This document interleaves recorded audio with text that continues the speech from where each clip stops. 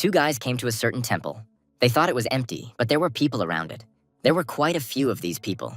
Liu Jin and Zhou Zuo did not like this, because they thought that the information should not have leaked. One of those present told the first guy that he was late.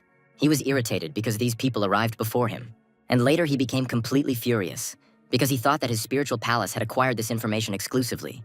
Another person who arrived didn't understand why everyone had come here if the owner of this house, Shu Xiaoshu, was only at the 3rd stage.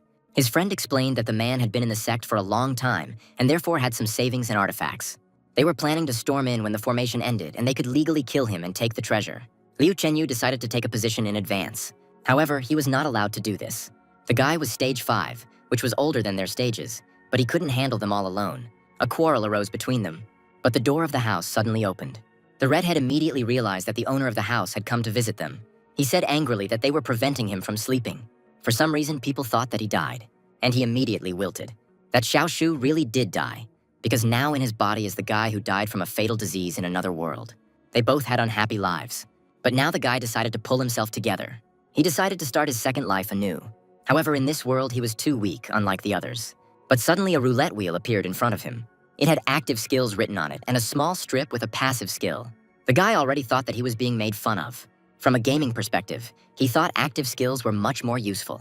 And the roulette was very conscientious, because almost all the space was for active ones. Now he was thinking about how this roulette worked. He started to move the arrow, but it almost broke. The boy again thought that he was being made fun of. But suddenly he realized that since the arrow was not moving, he had to turn the disc. Finally, the system came into action. The needle was dangerously approaching the red mark. The guy was hoping for an active skill. However, somehow the needle fell to the red mark. Out of anger, the guy decided to spin the roulette wheel again. But the system didn't let him do it. He felt very sad about it.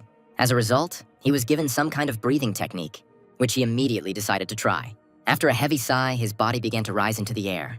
And suddenly he realized that he had broken through to a new stage. Apparently, it was a cultivation technique. He was pleased with the ability he had acquired. The hero was already imagining how he would become invincible, but suddenly he heard a buzzing sound. A mosquito immediately pierced his defense. However, after his bite, the guy received a certain passivity point. They could be used to upgrade a passive ability. Suddenly, he heard sounds outside the house. The action has moved to the present day. Due to suspicions against him, he received 12 points of passivity. Meanwhile, the guy was analyzing the arrivals. He realized that they had come for his sword.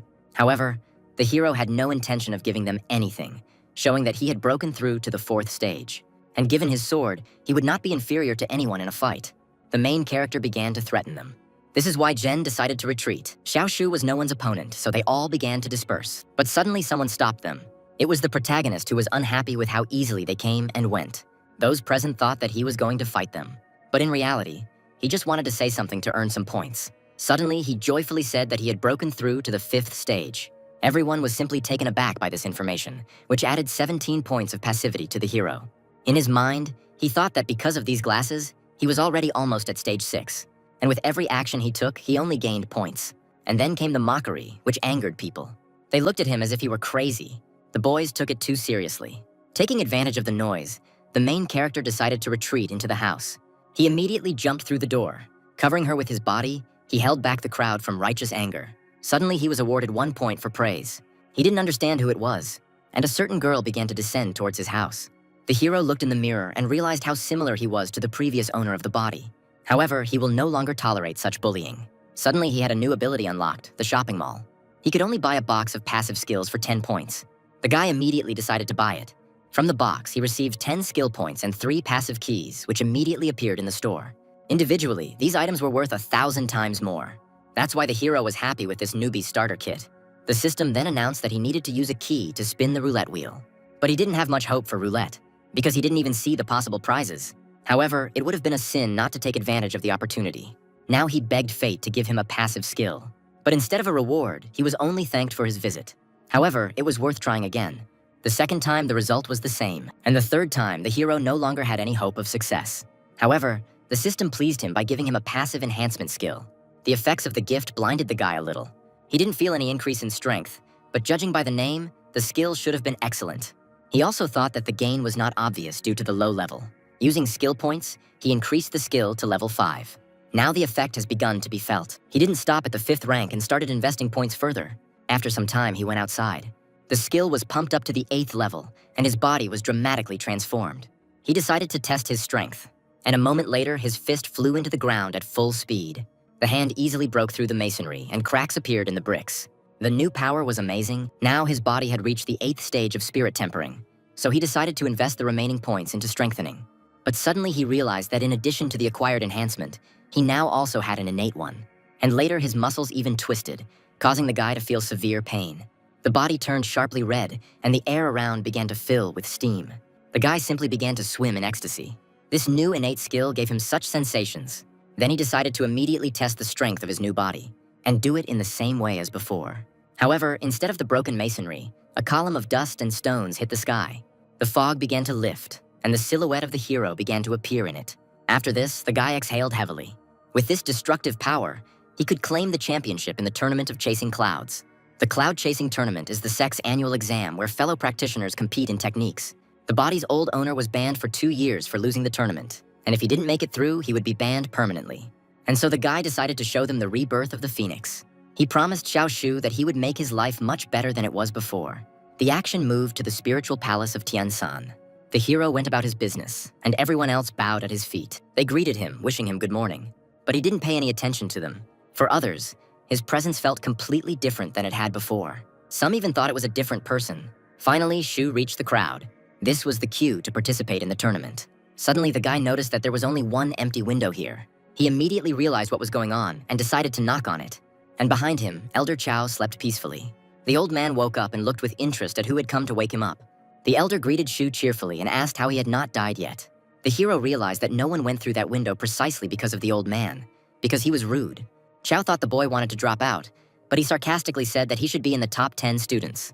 The old man understood the joke, and the system gave the hero 1 point for sarcasm. However, the guy explained that he was not joking, and that his body, after the killer meditation, was in the innate realm.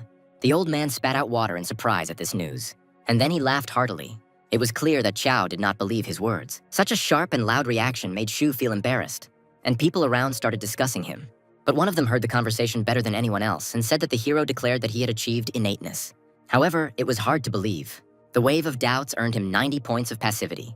This made the guy happy, but now the old man seriously asked why he had come. The hero explained that he had come to register for the Cloud Chasing Tournament, and thanks to the old man's advice, he decided to participate as a 4th stage disciple so as not to be disgraced. Embarrassed again, he asked Chao not to forget about giving him the spiritual crystals. The old man was a bit hesitant, but still gave him 12 crystals. I also personally bought the elixir for the guy, but asked him not to tell anyone about it. The elder was worried about the main character, which he greatly appreciated and wanted to repay the old man for his kindness. He in turn turned his back to him and said a short goodbye. But in reality, it was just a pretense, because it was he who sold the information about Shu's death meditation, receiving a 10-fold profit. At that moment, the guy got a point for worrying and for lying. In total, he had 148 passivity points. It seems that in order to become stronger, he will have to make his way into the crowd and create chaos, or even play the role of a villain. But he immediately abandoned these ideas. In the opened bottle, he saw 3 spirit-tempering pills, which were much more expensive and stronger than ordinary spirit crystals. However, he didn't know how to use them, and the next second he decided to sniff it. His consciousness immediately began to cloud over, and he found himself in ecstasy again.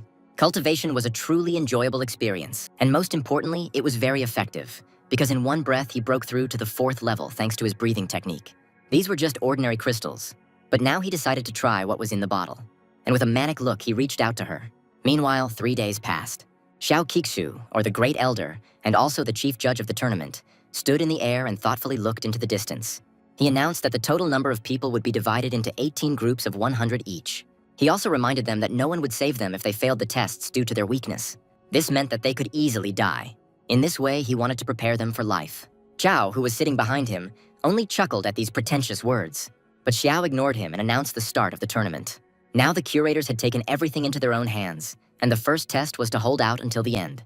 Prizes will be awarded to the top 10, and they will be able to advance to the next stage of the tournament. They started calling the students by number, and the first to appear were Zhou Zuo and Liu Zhen. The first one didn't like that he was in the same group with the red-haired one. Next, Chao Xiaosan and Xu Xiaoshu were called to them. Redhead was already in anticipation. Suddenly Xiaoshu was called again because he had not shown up. People began to mockingly think where he could disappear to. The examiner repeated for the 3rd time. The head of the sect stated that if the guy does not appear, then the man should move on to the next one. Chao couldn't understand how the guy managed to be late for such an event. Meanwhile, Zhao Yinyan asked why Su Qianqian didn't wake up her favorite. and she immediately became embarrassed. He once helped this girl, and she supported him at tournaments. Her sister suggested that Sue find someone else. Two girls sat and loudly discussed their personal affairs, which greatly irritated the examiner. And so he shouted even louder than before, calling out to Shu Xiaoshou. Time suddenly moved to the night before the tournament. At this moment, he was crushing the crystals with a spoon. And then, like a hardened drug addict, he snorted them through a straw. With a strong breath, he pushed them further into his lungs. And a moment later, he was carried away to distant lands. It all looked extremely strange. And on the day of the tournament, it was extremely difficult for him to get to the sect. He dragged himself bent over into the palace, leaning on his sword. Suddenly, he heard some footsteps behind him. It was an old man who asked if the boy was from the outer courtyard. Starsha thought that he was not going to take part in the tournament, but the hero said that that was exactly where he was going. Then the old man began to encourage him. And the guy moved like a turtle, because due to the rate at which he was absorbing crystals, his body could no longer cope with the load. However, the old man was surprised by the fact that the hero's gait, although unsteady, was still fluid, and his steps were completely silent. A moment later, he was out of sight, and it occurred to him that the outer court was where the real talent was wasted. Meanwhile, at the tournament, Shu was called up for the last time, and yet he made it. Sue saw him and told her sister that this was the same guy. But the girl didn't understand what Qian Qian did to him, because he looked like he'd been whoring all night. Zhao thought it was the work of the little one. She, in turn, became very embarrassed and asked to stop. Meanwhile, the main character apologized to the examiner. Old Man Chow tried to understand what the guy was doing, and the tournament has finally begun. Fights immediately began to break out between the participants. The main character also managed to knock someone down, and some even received sword blows to the body. Shu, meanwhile, was only catching fallen soldiers. He was starting to get annoyed at how these guys were getting killed so easily. He rose in body and spirit, ordering that this be stopped. Everyone turned towards him. The guy thought that all of them should become his passivity points so they can't die.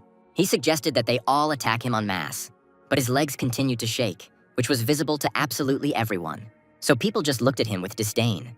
The taunt worked, and Shu immediately received 60 points of passivity.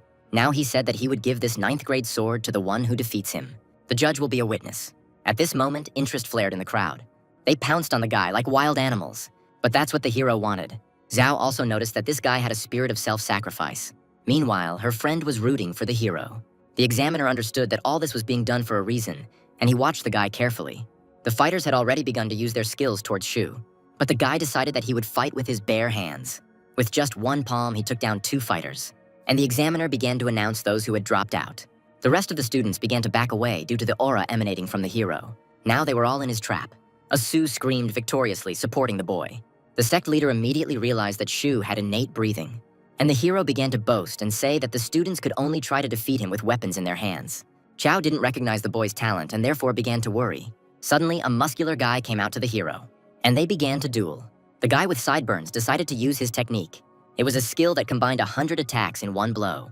Yu smiled demonstratively as he was hit in all his vital spots, and the second student tried his best to hurt him. However, the hero stood still. But even 3 applications of this technique did not produce results, and the guy still had no intention of falling. Now the hero turned to Chu Wei. He showed him the middle finger and said that the guy apparently hadn't eaten porridge for a long time. This made the jock extremely angry. At this moment, Chu Wei used the blood-burning technique. She processed blood into power, but the price was too high. Now Chu Wei's technique looked much more impressive. Zhao thought that this blow would turn the hero into a pancake. The haze after the impact began to clear, and everyone could only guess how it all ended. But more bets were on Chu Wei to win. However, his face reflected the opposite. The muscle man started to fall to the ground, but Shu managed to catch him with one hand. He arrogantly suggested that Wei take a rest. Everyone was simply taken aback by this turn of events. No one could believe their eyes. And Zhu, in turn, asked who wanted to be next. At this moment, the hero received 300 points because Wei attacked him. He was grateful to the muscle man, but he was in no mood for gratitude. The rest of the students were trying to figure out what to do with Shu. After emerging from meditation, the hero began to behave very strangely. No one thought that he had reached a stage less than the 5th. Ashu explained that he had achieved innate level enhancement. I didn't want to believe it, but my eyes told me otherwise. However, one of the students thought that Shu was just bragging, trying to hide the fact that he was exhausted. Having planned everything carefully, he was confident of his victory. He stepped forward, introduced himself as Ye Chongting, who wielded the offering fist and asked for advice. Shu only looked down in disdain, as this technique was only aimed at killing. So the hero suggested that he change his technique, but Ye Chongting thought that the guy was scared. This became a sign that the student should take action. He immediately pounced on the hero. He was surprised by the abrupt reception, but still did not make a mistake, and Chunting flew to the side. Zhu simply took a half step to the side. He won this duel, and Chungting began to complain about the injustice. The hero apologized to him, since he was more interested in the 100-hit technique. He then called on the disciples to attack in a crowd. His provocation worked. People were going to simply push the guy out of the arena. And finally, the cry for action was heard. And the hero was waiting for this moment. 100 blows rushed towards Shu, and he just stood there and accepted them, getting points for it. The examiner was simply taken aback by such events, and only Elder Xiao looked at this with interest. He noticed Shu's talent, realizing that he already had 3 innate skills. Su also reacted in her own way, starting to get angry at the crowd that attacked one guy, and the other girls started crying. They felt sorry for Shu, but they admired his resilience, and all the girls immediately started supporting him. Now he started getting points for inspiration too. However, Xiao asked to end this farce. The examiner announced that there were 15 minutes left until the end of the exam. Shu was unhappy with the tournament's time limit, but he still decided to finish this performance. The hail of blows did not subside. However, this time Shu decided to fish out one of the hands. He grabbed the student's forearm tightly, and then he threw him out of the arena. This started happening to others too, and soon every fighter was sent to fly. Like a flock of birds, they dived into the ditch near the arena, and soon there was not a single student left standing in the center except Shu. That's what it seemed like at first, but one of them survived. It was that guy with the 100-punch reception. He wanted to escape from there, but Shu didn't want to let him do it. The hero offered him one more round before time ran out. He liked how the student became after the blood was burned, and so he would like to have another round. However, the student decided to choose a different destiny. He jumped out of the arena and the examiner had to stop the tournament. Their competition was over. Meanwhile, the red-haired man and his brother, it turns out, were also able to hold their ground in the arena, and they made it into the top 3. What was still surprising to the audience was that Shu Xiaoshou won. Many began to admire his strength, giving him more than 1,000 passive points. Red congratulated Shu, who responded in kind. The examiner did not like how the tournament ended, but he was obliged to give the hero a reward for first place. It was the champion's spatial ring, a rare treasure worth 1,000 gold. It was far more valuable than his 9th-rank sword, and having mentioned the sword, the judge explained that it was already in the ring. Zhao, meanwhile, stretched and said that her sister could go to her little brother. But she was also happy with the fact that the guy wouldn't be expelled, so she didn't want to go. The redhead continued to egg the little one on. She said that if Su didn't mind, she would ask Shu to become her Taoist partner. It was a joke, but the little one got angry and ran away from her. Zhao found this very cute. Su noticed the girls. He recognized Su because he once helped her, and Zhao stood nearby. She looked at the guy and smiled eloquently. Yu suddenly received a passivity point for seduction. He was angry at the system for so brazenly ruining all the surprise, but his face showed the opposite. The guy had already started dreaming about depraved things with Zhao, and his face turned red. But Xiao interrupted his fantasies and congratulated the guy on his victory. The old man didn't like that he hadn't been noticed, because the hero had been staring at the girl the whole time. The guy immediately began to make excuses. Xiao asked why he hid his skills from the old man, but Shu immediately stated that he told him everything last time. The old man immediately realized his mistake, because he himself did not believe the guy. Grandfather began to make excuses, but Shu made an offended face. In response, he decided to appease the guy with an elixir. The hero began to understand what they were offering him, and like a drug addict, he tried to snatch the bottle from the old man's hands. A little later, he was already at home. Having washed himself, he wandered towards the bed, and when he lay down, the pendant on his belt jingled. He was pleased with his latest successes. Suddenly, he remembered that he needed to put some blood on the new ring. The space was half the size of the house, and inside lay an elixir and 100 crystals. He decided to quickly put the tempering elixir into the ring. It was his first victory on a path of life full of suffering. Now he decided to see how many points he had earned. Having called the system, he looked closely at the number, and when he started counting, he realized that there were 5 digits. At the moment, he had almost 18,000 points. This made the guy extremely happy. But before that, it was worth looking at what he could spend them on. Something new appeared in his system. However, he could not understand when it appeared there. He could unlock the purchase of second-tier skills for 5,000 points. This was necessary to start pumping up the power-up. However, instead, he decided to spend the points to unlock more skills. He spent 10,000 points on keys at once. The current number made Shu feel upset, but the presence of 10 chances for something new warmed my soul. He immediately called for roulette. However, he was not pleased with the result. Already, half of his attempts have given him nothing. But the guy wasn't going to give up. On the penultimate key, he got a new skill. It was called a spearhead, but that didn't describe it at all. And the guy thought that since this was a long-term passive skill, his nails would probably get sharper. He tried to pierce the table with force, but he only experienced pain, and the result obtained was rather due to strengthening. The guy began to wonder why his skill wasn't doing anything, but suddenly it dawned on him. The skill was level 1, and judging by the fact that even the first rank boost was useless, the new skill was worth leveling up. And now Shu was thinking whether to spend points on new skills or improve the current one. He had one more key left, so he decided not to push his luck. He pointed at his inventory, but the screen began to dim. What he saw made the guy scared. There was a legend that there was a powerful sword technique that was created by Elder Cha, the last owner of the Holy Spirit Temple.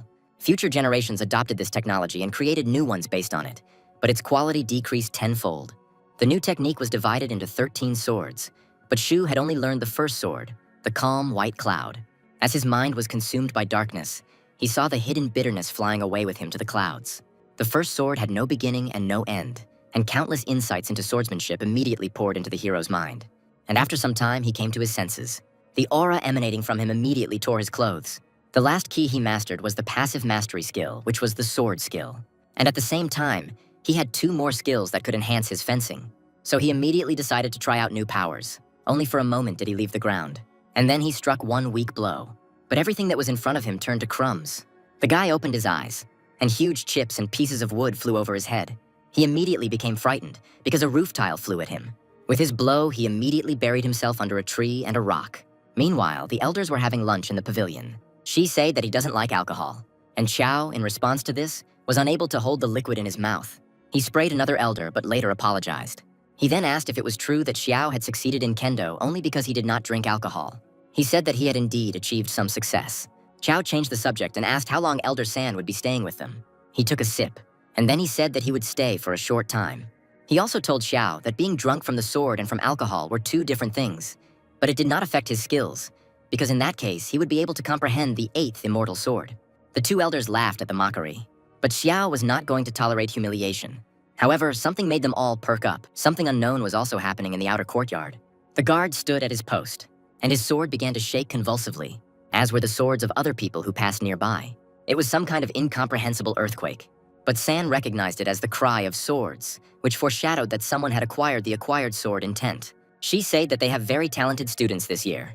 San also asked about Su, saying that she also showed sword intent last time. Xiao explained that she had manifested an innate intent and was a true genius. Chao, in turn, had no intention of sitting and chatting here, and wanted to quickly go to the one who had caused the swords to start screaming. The head was also interested, and San asked them to go together. He decided to stay. A minute later, the old man decided to take a sip of alcohol. He poured half the jug into himself. Later, he put on an old Panama hat, and he took his cane. This man was the same old man that Shu had bumped into on his way to the tournament. Meanwhile, the guy finally got out from under the rubble. He realized that he had mastered the first fencing style, but it was much more powerful than the original. Later, the hero decided to dress up because his clothes were torn, and judging by his feelings, he only has a little bit left until the 7th stage. Apparently, he managed to break through during the Enlightenment. Suddenly, he saw 2 elders in front of him. He didn't understand what they were doing here. Shio recognized this guy. He was the masochist from the group stage. Shu greeted them and asked what they were doing in his yard. Suddenly, Xiao asked what happened to his house. The guy explained that he was fencing and that it happened due to carelessness. In response, he only received 2 points for being suspicious of him, which made him angry. Xiao, meanwhile, did not understand what this talent had forgotten in the outer courtyard. Xiao walked up to the guy and slapped him on the back of the head, asking why the guy was lying. He didn't believe that the hero was able to comprehend the sword's intention. But the guy just said that it was his yard, and no one could have done to his house what happened. However, the old man was still full of distrust. He thought that some enemies might have attacked the boy's house. The hero was simply taken aback by his wild imagination. The old man offered him his help if the boy would tell who attacked him. However, Xiao joined the performance. Instead of words, the hero only pointed his finger to the side. The old men placed their palms on his shoulders and urged him not to be upset. The hero was extremely upset that no one believed him. He felt a certain helplessness, and by nightfall, he was already at the hotel. He was glad that he didn't have to go anywhere, because after the tournament, they gave him time to rest. The guy was thinking about what he should upgrade first. Without thinking twice, he put all his points into the tip, and then he looked at his hand. She immediately flew into the floor at full speed. He didn't feel any pain at all, but in the meantime, a hole appeared in the floor. A crowd gathered on the stage of emerging clouds. Xiao was hanging in the air. He congratulated the 180 warriors who had passed the group stage. The next test was divided into 18 stages, and the champions of the previous stages will act as leaders. Everyone watched the old man, spellbound. He went on to explain that there would be 64 winning places in the competition, which could be achieved by winning 3 times in a row. Now the competition has begun. The crowd cheered and rooted for their favorites. The red-haired man's brother was extremely doubtful of his own strength, since there were people around him who were at least at the 7th stage, while he only had the 3rd. He shared this with Liu. But he said that he was also afraid because his cultivation stage was not the highest. Shu, meanwhile, was basking in glory. He heated up the crowd, thereby gaining passivity points. Some people thought he had gone completely crazy. He had warmed up the crowd and was now receiving about 1,000 points at a time for ridicule. His points have already surpassed 4 figures, and this is just with the wave of his hand. The examiner simply stood and watched this spectacle. He couldn't understand what Shu was doing. After some time, this began to greatly irritate the man. He called the guy over to him, and the hero pretended not to realize that the competition had already begun. He said he needed to do some breathing exercises, which made the examiner even more angry. Not paying attention to the man, the boy suddenly ran. The examiner's patience was rapidly running out, but the hero decided not to let things get to the point of anything serious. He was sorry that he wouldn't be able to get points now, because to do that, he needed to sense the emotions of the people nearby. But there would be a barrier at the competition. He could have gotten a lot of points. Suddenly, he received 1 point for the curse in his direction, after which he immediately began to glance sideways at the examiner. Meanwhile, they were selecting an opponent for the guy. The man announced that D. Sinner would fight against Shu. The girl began to climb the stairs. She greeted the hero, and the guy thought that she was going to give up, which would have a bad effect on her points. So he started goading her, saying that if she gave in, she would be branded. The girl thanked him for the instruction, and the guy smiled warmly at her. Finally, the examiner announced the beginning of the duel. The girl immediately attacked the guy, but he asked her to stop. He wanted to have a fist fight, but she said she knew he owned a sword called Hidden Bitterness. Besides, she recently created a new technique and would like to try it out in battle. The guy was simply taken aback by the fact that he threw away his sword, and the woman decided to attack him. This clearly showed that girls were not to be trusted. He tried to avoid his attacks. However, he didn't plan to attack either, because it would hurt her a lot. However, there was nothing to be done. He raised his fist, and the girl tried to defend herself with the flat side of the sword. The guy made a feint to perform a sweep. The girl's feet couldn't stay on the ground, and she immediately flew down. But she managed to put her hand out to land softly on it. The guy warned her again, and some viewers began to openly criticize the hero for the way he treated the girl rudely. Others didn't understand why Shu was being portrayed as a villain. The guy meanwhile said that since he was physically stronger, he would only use one hand. He still wanted to fight her hand to hand, but she again attacked him with a blade. The fury of battle overwhelmed her, and she ordered him to shut up. However, the guy easily dodged her attacks and asked her to think again about hand-to-hand combat. The girl, in turn, thought that she had previously rooted for Shu, but now he had shown a different side of himself. He continued to dodge her attacks. Suddenly, she asked him to be careful, and then the girl used the skill. The guy had to pick up a wooden sword. A moment later, he soared into the sky. The audience was taken aback by such skills. Meanwhile, the guy took a few steps closer to the girl. He jumped and raised his wooden sword in the air above Dee's head, and the girl's fans immediately started screaming. The guy planned to force the girl into a fist fight. He also explained that her technique is not bad, but it contains only one layer. He said that she should work on her fencing technique, specifically focusing on what she was most confident in. And the girl seriously thought about it. The guy continued to hold the sword at her head. The picture turned out to be somewhat disconcerting, and so the girl hastened to make a dash back. Now she was much more in the mood for battle. Shu got a point for his gratitude and realized that this girl was too simple-minded because she thought she was being taught. She wanted revenge. And a moment later, she activated the second skill. Shu thought that her movements would help him in learning the next sword. And a second later, they began to dance. The girl's blow failed to reach the guy, and he pressed the sword to her face again. Meanwhile, Dee's fans declared a bloody war on him, and Shu's fans forbade him to be so gentle with her.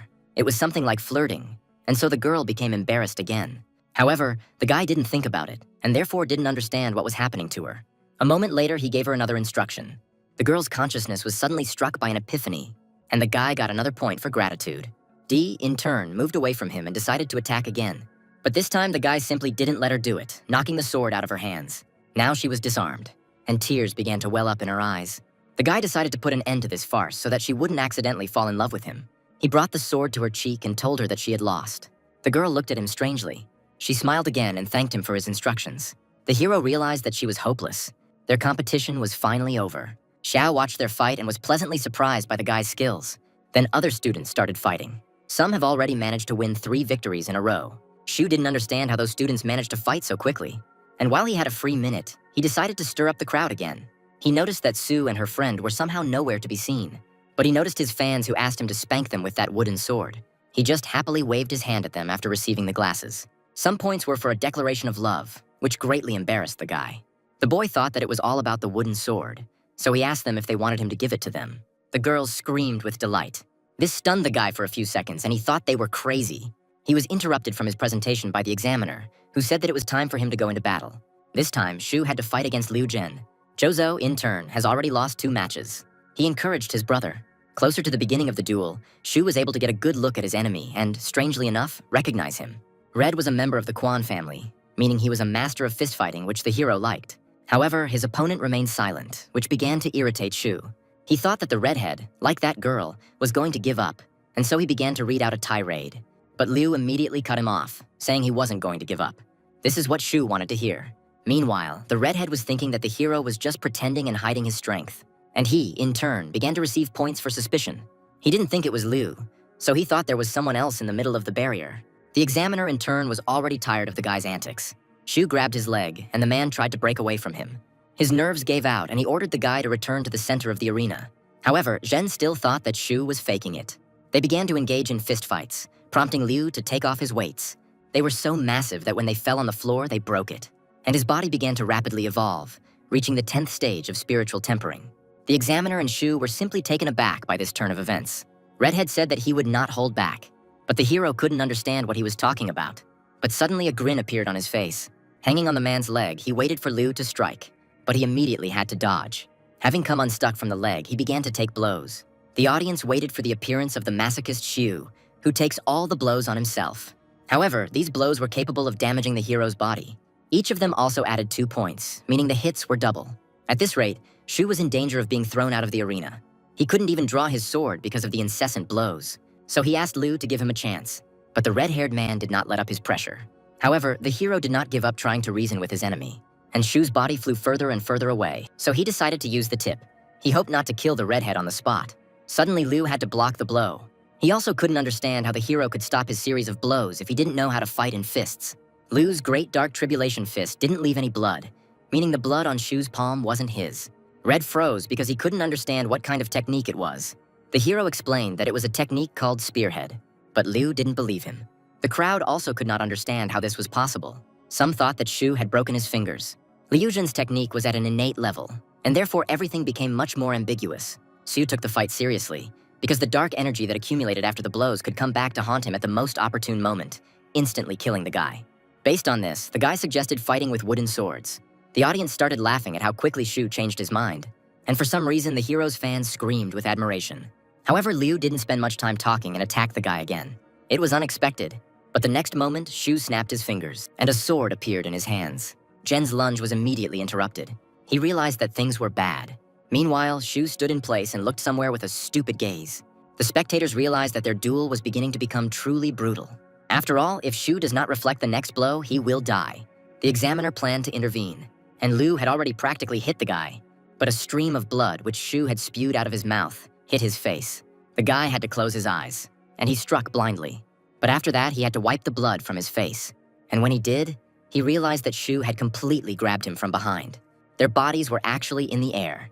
The audience already thought that Shu was going to die along with him. A second later, there was an explosion and dust rose into the sky. She began to settle, and a silhouette began to appear in the middle of the arena. It was Shu, who looked a little tired, but he sat on the defeated Liu, which meant his victory. The audience began to applaud, and the examiner hurried to approach the boys. He asked if Shu needed a break. He agreed, and the man said that Liu would probably need a break too. And the red-haired man was quickly thrown onto a stretcher. Sometime later, the man approached the boy and asked if he had recovered. But Shu realized that this was just a mockery. Meanwhile, the hero had already accumulated 7,000 points. He was seriously wounded and faced another test. However, the elder had given him a 10th grade pill the day before, which was supposed to help him. The guy breathed in her scent and instantly perked up. His body began to move, which did not go unnoticed. And a moment later, Shu fell to the floor. He began to shake violently, and the spectators were completely taken aback. But even though the guy was lying down, his condition began to improve. The examiner already wanted to call the healers. However, Shu, in ecstasy, asked to move away from him. The man backed away and decided to do nothing. Shu's reaction made the crowd think he had taken an aphrodisiac right there in the arena. People were still interested in the hero's condition, but he was in relative order, and so they decided to leave him alone. However, the examiner did not help the healer believe that the boy was recovering, but he explained that he didn't know why Shu had such a reaction to the pill. The man realized that he would not find out anything more. After some time, Shu finally came to his senses. He was able to recover, but his body still hurt, and his points increased by 3,000. The examiner approached him and asked if the guy was ready for the third test. Shu asked for a little more time to recover his breathing, but the man said that they had little time, and so they would start right away. The guy realized that he would not be given time to recover. After some time, they began to announce the participants, and Shu's next opponent was Wen Chong. The audience was outraged by this turn of events because Shu had only just come to his senses, and he was already faced with fighting the Elder. Wen Chong took second place in the last test. The thing was that he was in 7th place in terms of power in the entire temple. Besides, he was Shu's natural enemy. After all, Liu Jin was this Wen's younger brother. This meant that the hero would be fought with genuine fury. Moreover, Shu had previously slashed Dai's face with a wooden sword, and it is precisely with her that Wen Chong is in love. This only meant that Shu Xiaoshu was in deep trouble. Sometime later, Boss Wen finally entered the arena. A Shu addressed him as a younger brother and greeted him. This did not go unnoticed. The audience was simply taken aback by such impudence, and Wen thought that the hero had simply gone crazy to allow himself to do such a thing. Meanwhile, the examiner announced the start of the competition. Chun had a cloning technique that accumulated over time, so he decided to pull it out. The spectators watched their fight with interest. Shu closed his eyes in the meantime, and Liu immediately understood what was about to happen. Apparently, the hero decided to immediately demonstrate the skill that was shown at the end of the battle with the redhead. In fact, the main character understood what situation he was in, and therefore decided to end everything in one move. Meanwhile, clones began to appear behind Wen. The examiner believed that their duel would only end after someone died. But he also thought that it was definitely not Wen who would die here. At that moment, time stood still around them. Meanwhile, the daggers in Wen's hands began to tremble. The blonde felt something unusual and decided to attack immediately. His clones immediately went on the offensive. But Shu remained calm. No one could understand why he closed his eyes in the face of impending death. And the examiner had already tried to save the guy. But Shu's wooden sword began to shake convulsively. Everyone suddenly realized that it was the intent of the hero's sword, not Wen's daggers. The swords of the other students also began to shake, and the examiner could not understand how he could be so blind. This was Shu's true strength, which he immediately turned against Wen's clones. His blade went into a whole series of unstoppable blows, and the blonde's clones began to rapidly disappear. Zhu's opponent simply could not understand how he could possess such destructive power. Jen, meanwhile, realized that if he hadn't stopped the guy's attack at the end of the fight, he would have been chopped into mincemeat. Meanwhile, Shu's blade was aimed at the real Wen, but suddenly a barrier appeared in front of him.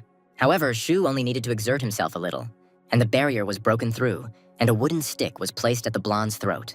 The hero offered him to surrender. Meanwhile, there was not a single living spot on Wen's face. This was the end of their fight. Shu's legs were shaking, but he had to stand up straight. At this moment, Wen began to be overcome by uncontrollable rage. None of the spectators expected the blonde to lose so easily, and he, in turn, was afraid of undermining his authority. The thoughts disappeared from his head, and his hand with the dagger rose sharply. Rage did everything for him. But our cross-eyed hero suddenly received a notification that he had received a point for a sneak attack. That's why he managed to turn around, and the dagger couldn't kill the guy with one blow. Zhu even managed to counterattack, piercing Wen's body with his hand. He was afraid of his own actions, and the examiner couldn't understand what to do, as are the spectators. Xiao was of the same opinion. Wen was shocked that he was able to be pierced with just one palm. A Shu immediately called for help. He tried to save Wen by giving him the Qijin pill, but it immediately fell out of his mouth. After all, the blonde died on the spot. Shu was simply taken aback by such news. The boy couldn't believe that the life of a master of spiritual tempering was so fragile. The examiner tried to calm the black-haired man down, and he went to rest. The spectators could not believe their eyes, because this was the first murder in the outer courtyard in the last 10 years. Some people thought that Shu should be expelled, while others thought otherwise. To these ambiguous cries, the hero left the arena. After some time, evening came. The balcony of Zuya's hotel overlooked the Goose Lake, and he stood and looked at him thoughtfully. Suddenly, he threw a pebble into the lake. His head was filled with thoughts about what had happened. He could not even imagine that human life could be so fragile, and yet he did not regret what he had done, because he came into this world and realized that murder was a common thing in it. The guy unknowingly broke through to the 7th stage of tempering the spirit, and throwing stones into the lake calmed his mind. He was even a little glad that he had crossed that line with murder. As a result, Shu Xiaoshu stayed at the Goose Lake for the whole night, and so the next morning arrived, and Shu didn't even close his eyes. Suddenly, San approached him. He asked the guy if he wanted to watch the tournament, and the hero suddenly realized something. Elder San was the same old man from the mountain. He couldn't believe his eyes. The old man immediately dismissed the boy's suspicions that he had come to talk about Van. San wanted to talk about Shu himself. The elders had already told him about other geniuses, but he liked the boy the most. But the old man's speech seemed like nonsense to Shu, because the people mentioned were the main characters. San, however, said with knowledge of the matter that he already understood that the guy came here to admire the geese. From this moment on, the hero completely lost the essence of the dialogue. Suddenly, Sun said that he had been watching the boy all night and was surprised by how resilient Shu was under the onslaught of mosquitoes. This news finally finished the guy off. Finally, the hero realized what that chill on his neck was. By this time, the old man had finished speaking and asked Shu to say something. But he said that San had literally just asked him to shut up. However, the hero decided to say absolutely everything as it was, and add that it was time for him to go to the tournament. Suddenly, San stopped him. The guy looked at her and asked her to let go of his hand. The window of suspicion did not appear before Shu's eyes, which meant the old man believed him. Suddenly, San reached somewhere into his bosom. He believed the boy and therefore offered him some seed. The situation continued to become more and more strange. The old man forcefully explained that if the guy had a natural body, then everything would be fine with him. As a result, the hero accepted the gift, and San, still smiling, offered him to eat it. Shu hoped it wasn't poison or an aphrodisiac. Now he asked what would happen next, but the old man did not answer. And then he disappeared from sight altogether. It looked like Zuya was about to be covered, and something strange really did start to happen to the guy's body. The news of the murder that had been committed spread throughout the outer courtyard overnight. There were more spectators this time because they missed a lot yesterday. Xiao, meanwhile, began to speak to the crowd. He said that they must already know what happened yesterday. The man did not name any specific names, but simply wanted to remind people of something. He stated that Tiansan Spiritual Palace provided all students with comfortable conditions for cultivation and never wished for anyone to die. However, everyone should know their limits and adhere to morality. Xiao wasn't so talkative before, but now everything has changed, because he is no longer a killer of tens of thousands of people, but a great elder. After this, he announced the decisive fight of the 64 semi-finalists. The tournament has now officially resumed, but Shu suddenly came out into the arena and asked to stop. The audience was extremely unhappy that the guy dared to interrupt the chapter. Meanwhile, something was happening in the judges' seats. That same examiner attracted the attention of his colleagues by starting to discuss Shu. They were curious to see if the boy could surpass Su Qianqian in genius. And the most terrible thing about the hero, in their opinion, was his unpredictability. Xiao rudely told the guy that if he interrupted him over a trifle, the man would deal with him himself here and now. Shu asked for help and began to undress. His body began to burn because of that seed, and he was forced to go into the arena by the fact that all the best healers were located right here. The guy suddenly asked to be removed from the competition because he had taken drugs. He needed a medical examination, but Xiao was extremely angry because the rules did not say that no one could use doping. However, Shu stood his ground. The man cooled his head and tried to understand what was going on. He asked the guy to come over, and a moment later, he placed his hand on his chest. Xiao's hand was immediately left with a burn. Spectators simply could not understand what kind of drug it was that could harm the head of the pavilion, and the old man tried to understand what it was. He learned that it was the seed of the incinerating fireflies, which destroys the innate body. This was said out loud, and therefore Shu was extremely surprised. And the old man suddenly said that this was a useful thing that would not harm the guy. However, this was stupid, because before that, he said that the innate body was burning right now. Yu said that he heard everything, but the leader stood his ground. He said that the guy should go and rest, but the hero thought that he still needed medical staff. The boy resigned himself to his fate, but could not understand why he was being treated so unfairly. Xiao became an accomplice to the crime that Sun committed. However, Shu decided to take fate into his own hands and try to cultivate this seed. He took the pill and began to inhale it. He should have done it faster, because he would soon have to participate in the tournament again. Suddenly, an idea came to him. He thought he could get rid of the feeling of anxiety in the heat of battle. Meanwhile, fights were in full swing in the arena. Shu noticed that one of the students had created ice, and the hero was just called to fight him. And the audience finally waited for the release of the masochist Shu. In fact, the guy decided to go to Xiao. He asked the elder for medical help on the condition that he defeat this guy. The judges didn't like Shu's disrespect for the boss. They thought the boy was bothering the old man. Xiao ordered him to return to his place, but the hero stood his ground. But the elder understood that no medical staff could save him, and Shu would have to cope with this on his own. However, the guy decided to get injured so that he would be obliged to heal him. According to the rules, Shu will have to be restored to the best possible condition. Now the hero went to look for his rival Zhang Fu. He yelled, calling the guy to come into the arena. And Zhang Fu sat and listened to his teacher, who was suggesting that the fighter surrender. He did not agree with him. However, the man stood his ground because this time Shu was doped up. Zhang Fu didn't want to give up so easily, so he decided to go.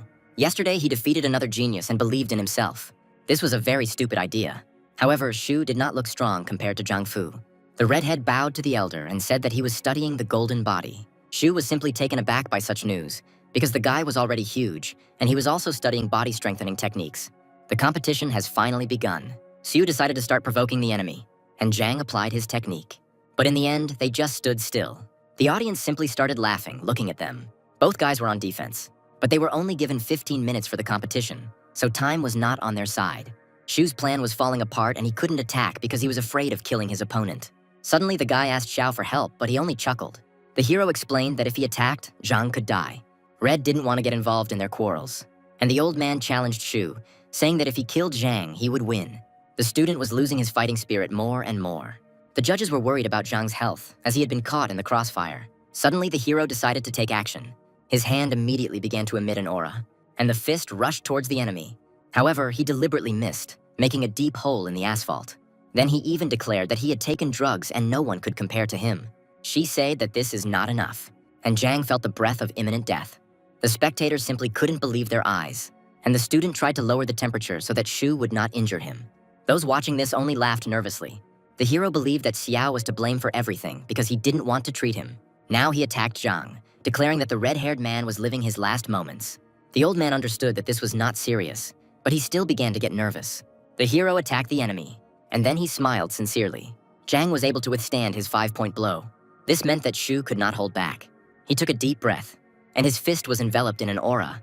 For Zhang, this fight was probably the last in his life.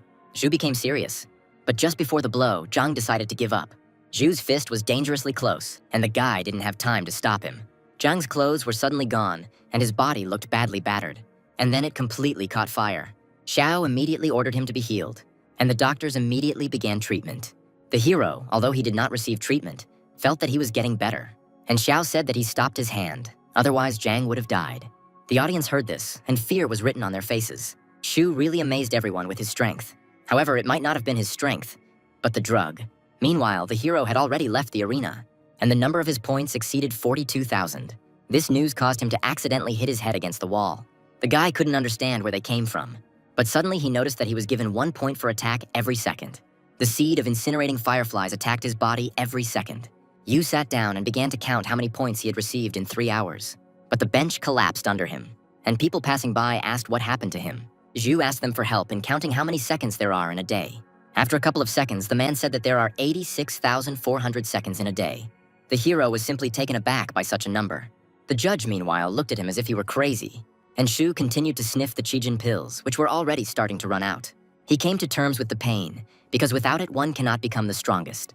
And when the judge started to leave, the guy asked him to ask the man to ask Xiao for some pills. The judge was surprised that the guy was now thinking about pills. The hero decided to instruct the man, saying that he had already asked the medical staff for pills, but he didn't understand how he could say something like that to the head of the pavilion. In case of disagreement, the guy suggested that the man threatened to extort pills from the old man. However, he rudely refused, saying that the hero should go for them himself. However, Shu didn't care much and pressed again. Usagi has already decided to change jobs. A little later, the main character sat and pumped up his abilities. In just 3 days, he accumulated 40,000 points, and he decided to immediately improve the tip to its innate level. When he tested his abilities, he merely waved his hand, and a cut already appeared on the asphalt. Then he poured energy into his leg, and the front part of his boot immediately came off. Every skill that has been leveled up to innate changes greatly. Now any part of the guy's body can become a blade. The guy immediately had an idea about the hair. He threw a magic stone, and a moment later he cut it with his hair. It was really scary.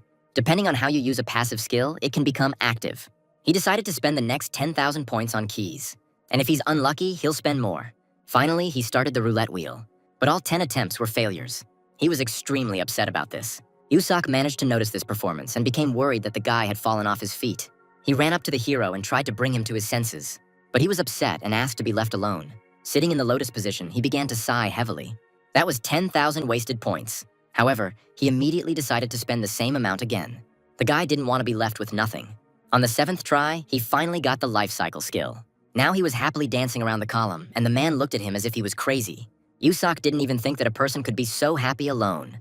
While Shu was dancing, the column had become considerably worn down, and the life cycle suddenly turned out to be one of the basic passive skills, as well as breathing techniques. They are not as functional, but for an auxiliary purpose, their usefulness is hard to overestimate. The seed of the incinerating fireflies contains energy the size of a fingernail, but the energy itself is so terrifying that it cannot even be quantified. Blood and flesh were burned to a charred state, and the meridians were caked. Thanks to the breathing technique, he was able to recover through pills, but now they have run out too. But now his whole body was recovering on its own. The new skill was something like regeneration. And so he decided to spend the remaining 20,000 points on skill points. All of them were immediately spent on the life cycle, and the body immediately began to frantically recover. In less than a minute, he was free of his wounds. Surprised by this result, he decided to spend another 5 points on the same skill. The life cycle immediately became innate. Now the power of destruction has synchronized with restoration. The skill was truly terrifyingly strong, as he had previously spent 2 whole pills to restore it. A little later, he managed to get dressed and take his sword. The guy decided to test how strong his regeneration was and immediately slashed his hand with a sword. The guy standing next to him was simply taken aback by this, and the blood on the hero's palm began to draw back. And after a couple of seconds, the wound was gone. Suddenly, he saw a mustachioed man.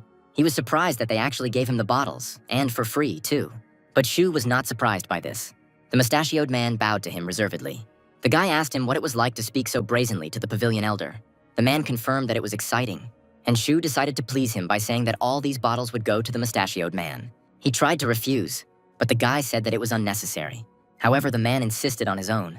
Then the guy decided to give the bottles to the guy who was standing next to him. The pavilion workers looked at him in shock for a few more seconds. The guy hastened to reassure them that there was no one there and he really wanted to share. He suggested that they take at least 2 bottles, and then they agreed with a smile. Meanwhile, Xiao called the hero into the arena, and the workers started to discuss the guy, saying that they had no idea that he was such a kind person. Meanwhile, the duel between Xu Xiaoshou and Zhou Tianqian began. The swordsman looked smug, and before the start of the fight, he decided to take out his blade. He said that he recognized Xu's strength, and the hero looked at him with anticipation. Zhou said he wanted to take first place in the rankings. The audience realized that he possessed the acquired intent of the blade. This meant that Xu was in danger. Xiao realized that Zhou had been hiding his strength all this time. The hero only mastered the first style of the calm white cloud, and therefore it was difficult for him to match such strength. But he had no plans to give up. That's why he said that Zhou shouldn't wag his tongue. Meanwhile, the spectators were discussing the fact that Xu was the eldest in the outer courtyard. These were the hero's admirers. Meanwhile, Zhou prepared for the duel. Their competition has finally begun. But suddenly Zhou asked Xiao to stop him. The old man thought that it was all Xu's influence, and now everyone had become too impudent. Zhou wanted to make it clear that he was unhappy with Xu killing the guy yesterday. For him, the hero was now an unscrupulous villain. Now Xu asked if Zhou simply wanted to portray him as a murderer, but he immediately backed down. The hero increased the pressure, saying that the guy doesn't know anything. He came here and started throwing dirt at Xu. Tianqian continued to make denials, and the hero put more and more pressure on him morally. He accused him of having people like Zhou who stand on high moral ground and hurt others with their words. Suddenly, the swordsman stumbled. He began to feel ill because of this squabble. He leaned heavily on his sword. Cold sweat began to flow from his forehead. Xu thought that it was time to start the fight. However, Zhou was no longer in a condition to fight. Meanwhile, the hero was mentally rejoicing at this situation, since his opponent turned out to have a delicate soul. Viewers immediately began to insult Zhou for his attempts at slander. Now it seemed to Xu that his opponent was about to give up, and so the hero told him that since Zhou had entered the arena, he must fight. He said the same thing he said to other people who wanted to give up. Zhou thanked him for his instructions with a serious face. Xu looked back at him. Xiao was simply taken aback by the fact that it actually worked. A little later, the guys finally began their duel, and it was clear that Zhou was pushing back his opponent. Xu had a hard time, and his opponent felt strength within himself. For the first time, the hero couldn't defeat anyone, and his power-ups were useless. He needed to get closer to cut the guy down with the tip. Zhou didn't give him any more time to think. Suddenly, Xu concentrated. A moment later, he counterattacked Zhou, and he had to dodge it. He pulled his head back using only reflexes, but the blade managed to catch his hair. Taking advantage of the moment, he charged his sword with energy, and his next attack was supposed to go to the enemy's legs. Xu immediately saw the direction of Zhou's gaze, and he pointed his blade down. Their blows continued to meet each other, and the fight began to look even. Spectators were amazed by the level of this fight.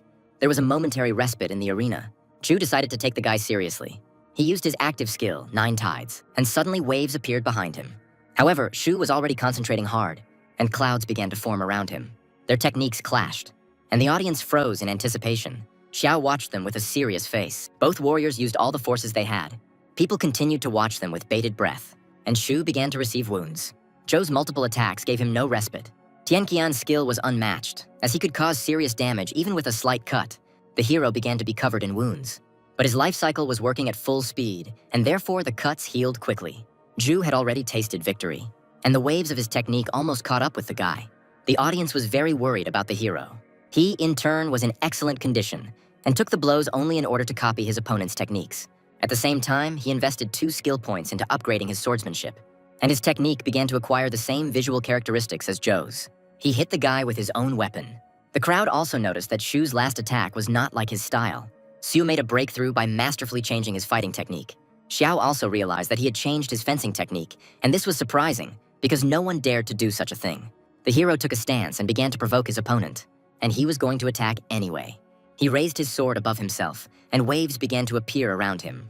The raging water began to be drawn into the sword, and after a couple of seconds the blade turned blue. Shu didn't expect that his opponent still had trump cards. He understood that he couldn't handle this technique, and so I decided to invest another 3 points into swordsmanship. Now his skill was already at level 6. Insights came into his head again, and the body automatically adapted to the new knowledge. He assumed a stance similar to Zhou's.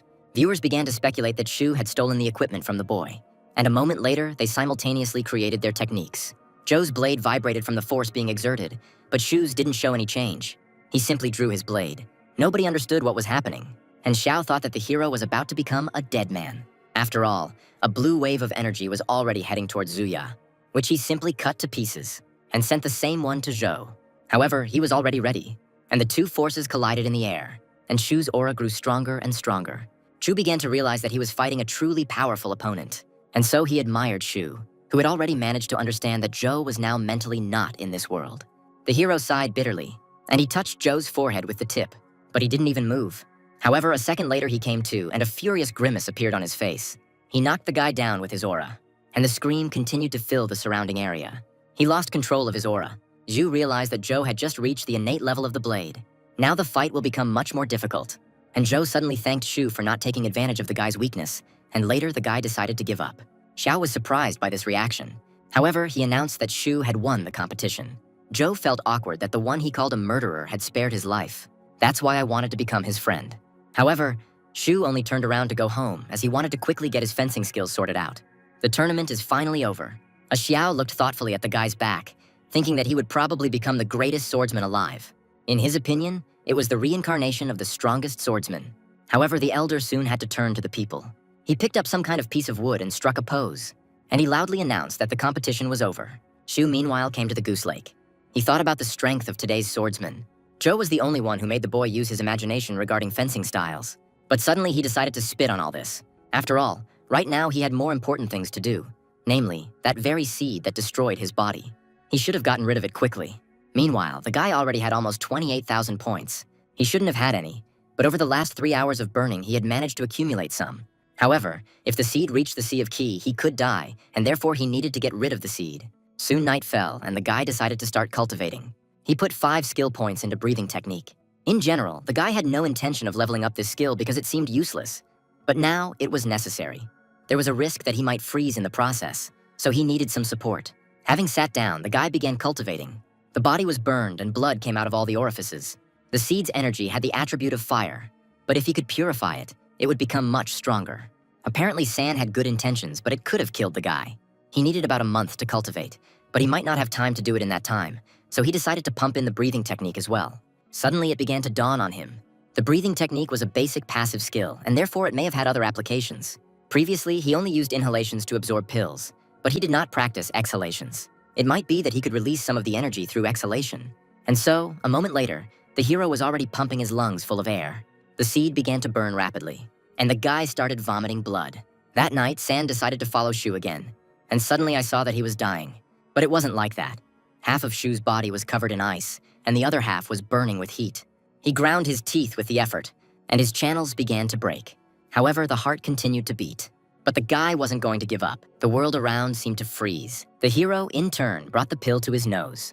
He inhaled it, and as he exhaled, waves of heat went out in all directions. One of them even broke the nearest arch, and a nearby tree was completely blown away. The geese began to scatter, and dead fish began to float to the surface in the lake. The old man decided to see what the boy was doing, but for some reason he suddenly dived into the lake, and at that very moment the guy opened his eyes. He was surprised that he was able to survive. The life cycle, together with the breathing technique, showed a terrifying recovery, and the guy realized that he was receiving too much restorative power. Therefore, there was only one way out to improve the power of the seed directly. He began to inhale the pill again. Aura was gushing out of him, and San was surprised at how he didn't feel pain, yet he believed in him. In fact, the hero was in complete ecstasy at this time. Meanwhile, Goose Lake froze in anticipation. After hearing the sounds of the pogrom, guards came running here, and something jumped out of the water. The bearded creature declared that the guards needed to leave. The guys recognized him as the deputy head. Someone started asking him where he had been, but his colleague ordered him to shut up. They bowed before the old man and accepted his order, and a moment later they disappeared. The old man decided to take off his Panama hat. Goose Lake is destined for peace tonight, but the railings could still use some repairs. The next day, the crowd gathered in the arena again.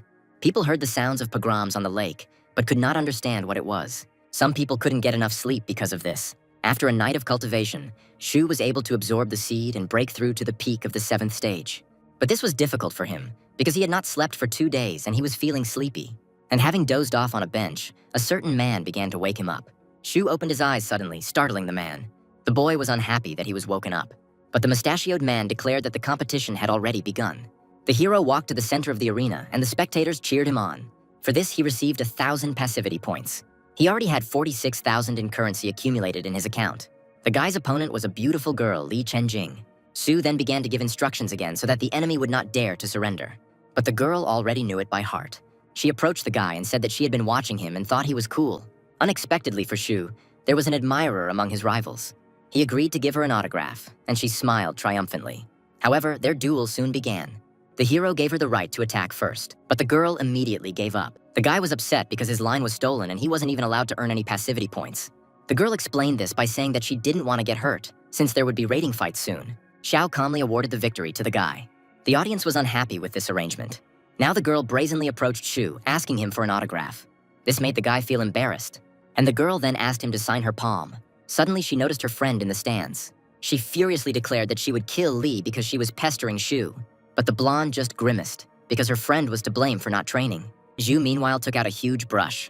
He asked the girl not to give herself up to anyone again, and she responded to his concerns with embarrassment. Now there was a signature on her palm, and she thanked the black-haired man with a red face. The girl started to leave, and Shu called out to her, asking her to take her brush, but she said that she was giving it away. Xiao meanwhile also became embarrassed, and the hero didn't understand anything at all.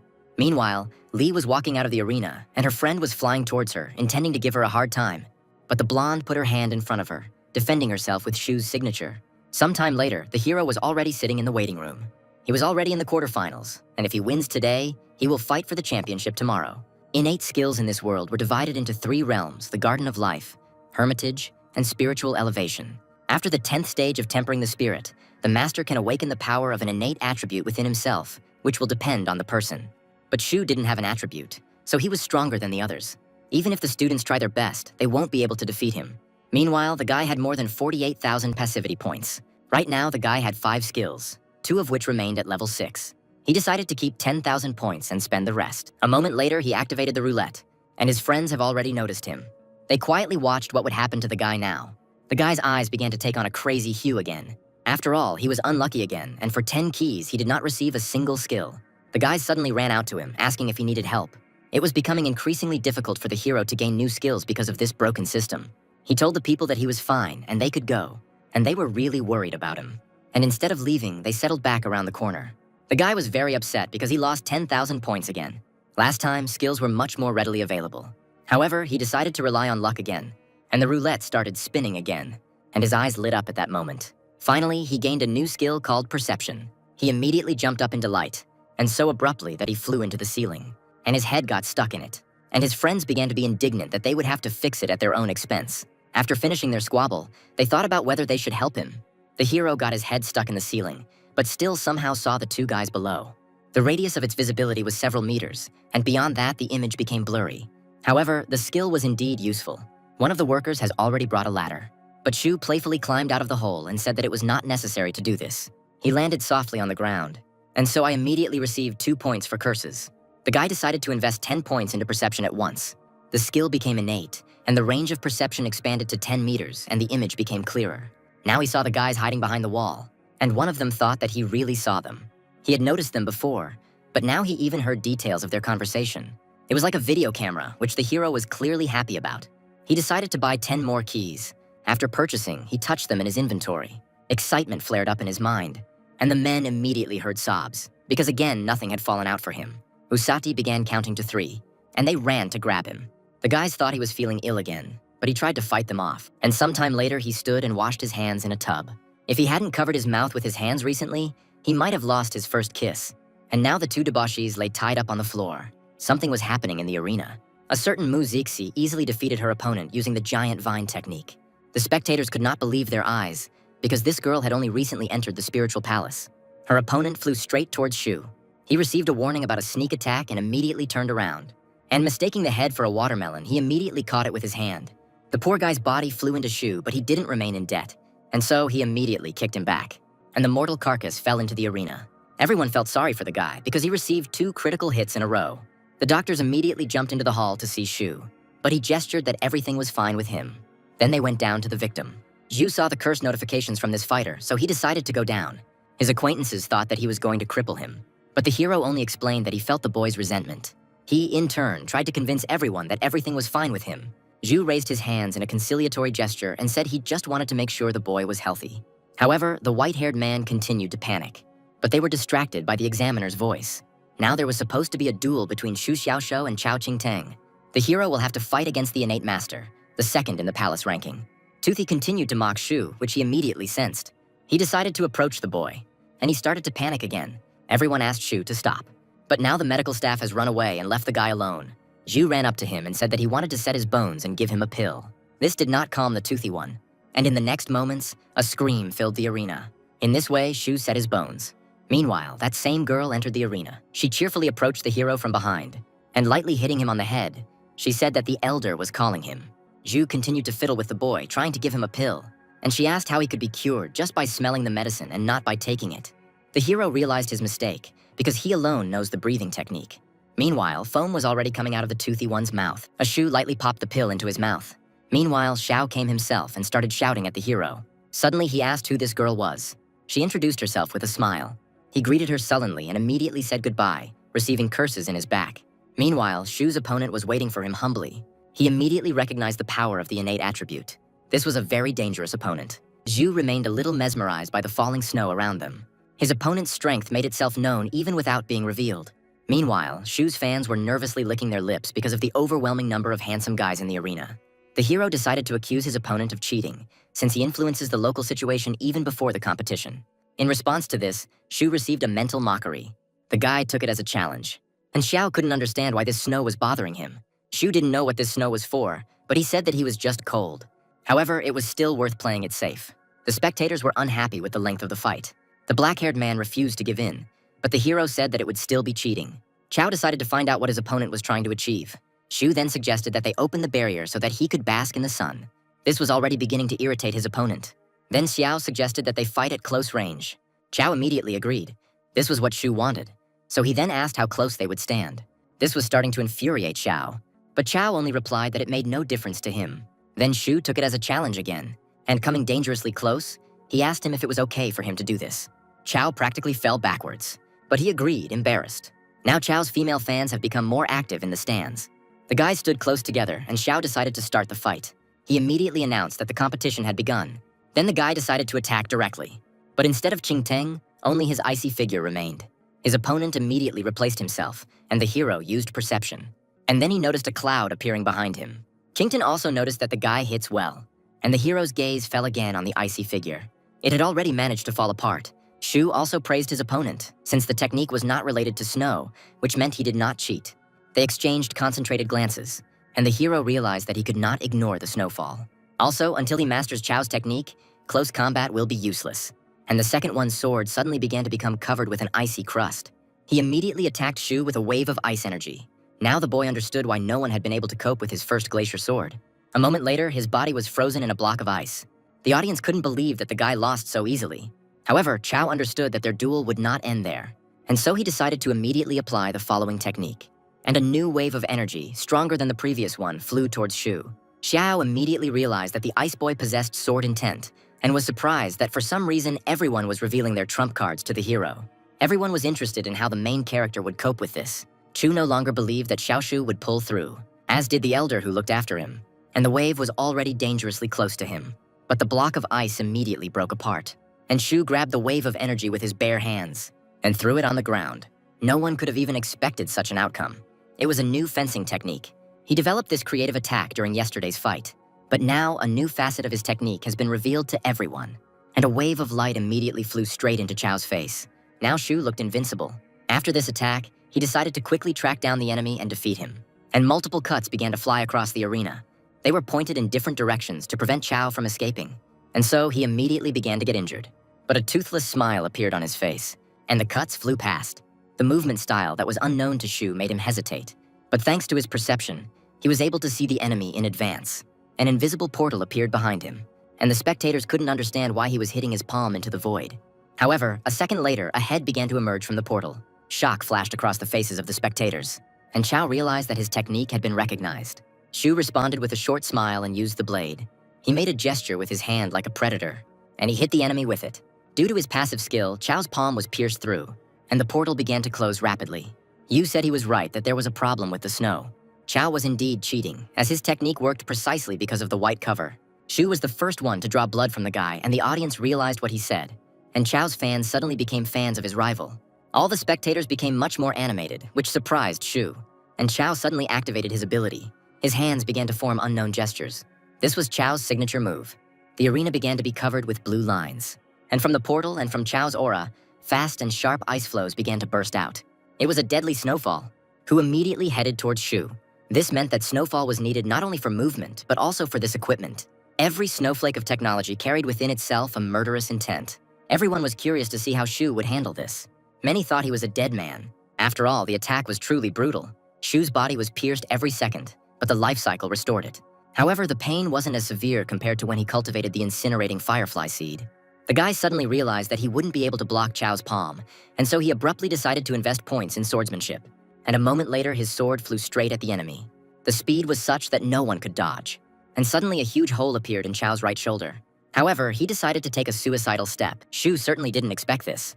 And then a huge boulder appeared around him. It's unclear how, but without most of his shoulder, Chao was able to perform the seal by clasping his hands, and the ice around Shu began to thicken, to become his prison a few seconds later. Now no one doubted that the guy was finished. Saya realized that it was too late to act, even though he was wary of such deadly tactics, so he was about to stop the competition.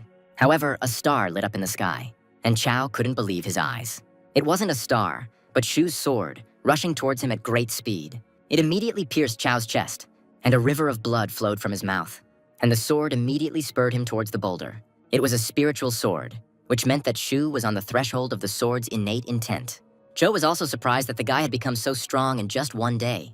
No one could believe that Shu was progressing so quickly. The boulder, meanwhile, split into pieces, and Chao, with the last of his strength, asked what kind of technique it was. Yu said that this was his white cloud technique.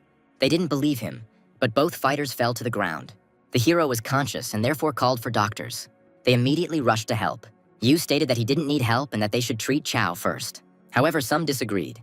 But Shu understood that thanks to the life cycle, everything on him would heal in literally a minute. However, the medics were in no hurry to help Chao and stared at the main character. They took him by the limbs, and they realized that there wasn't a scratch on him. No one could believe that he remained unwounded.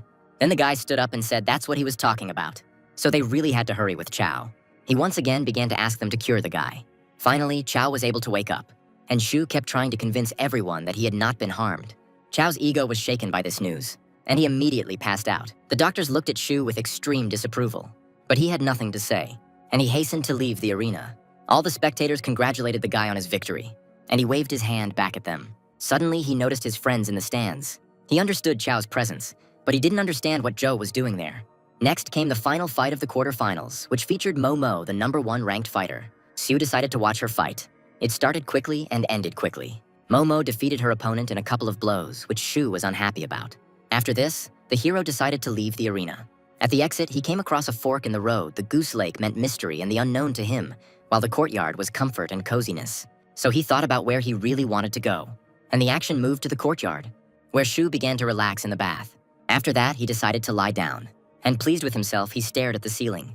And when he began to inhale the pill, he felt true pleasure. Thanks to this, he broke through to the 8th stage. After refining the seed, he sealed his power, but now he relaxed and easily broke through to the next stage. However, this was still not enough. Meanwhile, there were about 19,000 points of passivity. Without the seed, he received far fewer points because they now only came from spectators and attacks in the arena. Thoughts haunted the guy, and he thought about everything until the night. As a result, he was unable to sleep at all. And so I decided to take a walk down the street. It was quiet outside, so Shu decided to practice. Swordsmanship was different from other skills, which the hero immediately noticed. As he leveled up, he had epiphanies that made his fencing skills better. Frozen on the platform, he concentrated to the limit. Until now, he was impressed by Chao Qingteng's technique, as he separated his sword in tent and attached it to the snowflakes. So the guy decided to do the same thing, but a little differently. He then attached his sword in tent to the stones nearby, and then he swung his sword sharply. However, nothing happened. and the pebbles fell to the ground with a clatter. He tried to steal other people's equipment, but so far it was unsuccessful. At that moment, he was glad that no one saw it, because he would have been ashamed. Robbing the master turned out to be not so easy. Until now, he had been using fencing, but perhaps the answer was to stop using it. And so he decided to move in time with his heart.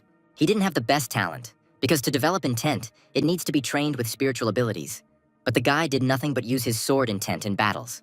This meant he had to come up with a different strategy for the semifinals. The only way to win was to use hidden bitterness to bypass the sword's intent. Before this, he was able to perform several tricks using the first style of Calm Cloud. But in the battle with Chao, he was only able to display his style at the critical moment, and it was then that he felt that the sword had a life of its own. Somehow, at that moment, he managed to create a spiritual weapon. And if he masters this technique, he will even be able to fly on it, which is the privilege of the strongest. So he decided to try to repeat it. Suddenly, his sword began to shake. This showed Shu's closeness to his blade. Suddenly, the guy threw his sword right in front of him, and later he gestured for him to get up. But the sword only fell with a crash. Unfortunately, he was unable to apply the same technique. But he decided not to give up, and he sent the sword far up. After that, he immediately felt that he could control his blade, and his palm rose in a quick gesture. However, the sword turned towards him and flew towards him, which greatly frightened Shu, because he could become a second Chao Ching Teng. He managed to dodge at the last moment, and landed painfully on the stone tiles, as is his sword. Progress was already evident, and so the guy decided to continue the experiment, and screams began to be heard more and more often over the yard. After some time, the boy realized that the sword only becomes spiritual when it rises and falls. Now he needed to understand what the difference was between them. He took his sword and pointed the tip straight at his face, and then he brought it to his neck, to then take him up. The guy brought the blade to his neck again, and it began to vibrate. And when he pointed it to the side, the vibration stopped. Zhu began to get angry because his own blade wanted his blood. And in anger, he threw it into the ground. For this, he received a curse through the system, and the sword did not move along the intended trajectory at all. This greatly surprised Shu, as his blade was apparently alive. The final tournament began at noon the next day. All the elders have gathered here, and even some of the people who occupied the top 100 of the palace rating. A certain girl was very happy that she was lucky enough to sit between Chao and Zhou. She lost consciousness from happiness. This time, there were many more spectators than usual. Suddenly, one of them noticed Su. She was popular because she had already mastered the innate sword intent at the age of 14, and was also a student of the famous Xiao Qiqiu. No one could have imagined that such an important person would come to sit on the stands. The girl sat down and began to look for Shu, but some viewers were sad because Zhao didn't come with her. People also noticed Zhang Xingxun, one of the 33 people in the courtyard. He was a huge man with a beard and very thick eyebrows. He and the red-haired man looked for Shu because he killed Chun. Melky kept trying to find the hero, but he couldn't do anything. This meant that the guy had apparently not arrived yet, but the bull wasn't worried about that. People thought that he had come for Shu's head because Chun knew someone from the courtyard. Moreover, the hero will most likely end up in the courtyard after the tournament, which means that he cannot avoid his fate. Meanwhile, Shu sat in the judge's chair. He sipped his tea peacefully, not worrying about anything. And that's why it suddenly took off. He jumped into the middle of the arena and soon landed softly, to then announce the start of the tournament semifinals. Something appeared in his hand, and Shu Xiaoshou and Mu Zixi were called to the arena. The semifinals are the battles of natural warriors that everyone has been waiting for. The girl was similar to Su, as she quickly rose to the top immediately after entering, while Shu proved himself to be an unwavering warrior. Meanwhile, Mu confidently moved towards the arena. This did not escape the eyes of the audience, and instead of Shu, some two guys in white came out. The audience began to be indignant because the hero was disappearing somewhere again. However, the two guys didn't understand why they were being yelled at and not at him. Xiao also began to get angry because this was not the first time Shu was late. However, his blade suddenly began to tremble, and people began to look at the sky, where Shu was already hovering on his blade. Some even thought that they were seeing an immortal, but it was just a kid who trained all night. The girls from Shu's fan club screamed joyfully. No one could understand how this was possible if the guy's aura was at the 8th stage. But someone noticed that for some reason the hero had his back turned to everyone, and he continued to float mysteriously in the air. Mu understood what was going on and said that he was flying on the wrong side of the sword. Shu continued to boast, but he himself understood that this was stupid. After all, his sword possessed spiritual perception only when it was directed towards its owner. And so he flew on the wrong side, and the flight took a whole hour. It was really annoying. However, for all his showing off, he received about 4,000 passivity points. However, be that as it may, Xiao was surprised at how quickly Shu was progressing. But surprise immediately gave way to anger, because the hero still had not descended into the arena. Now the guy faced a difficult task of getting down. People believed in him, but some were ready to burst out laughing. Zhu got points for encouragement and felt embarrassed that there were still people cheering him on. Finally, the sword turned downwards, but the guy ran into a barrier. He was very indignant, and a second later he received more than 1,000 points from ridicule. Mu shouted at him that he would not enter without a token, and the guy promised himself to be more careful next time. And so he finally ran to the center of the arena. He also apologized for being late. My husband told him that he was quite a funny guy. The guy got a point for the praise, but he didn't understand where the praise was if her words sounded like mockery. Xiao, meanwhile, raised his hand and asked the participants to get ready.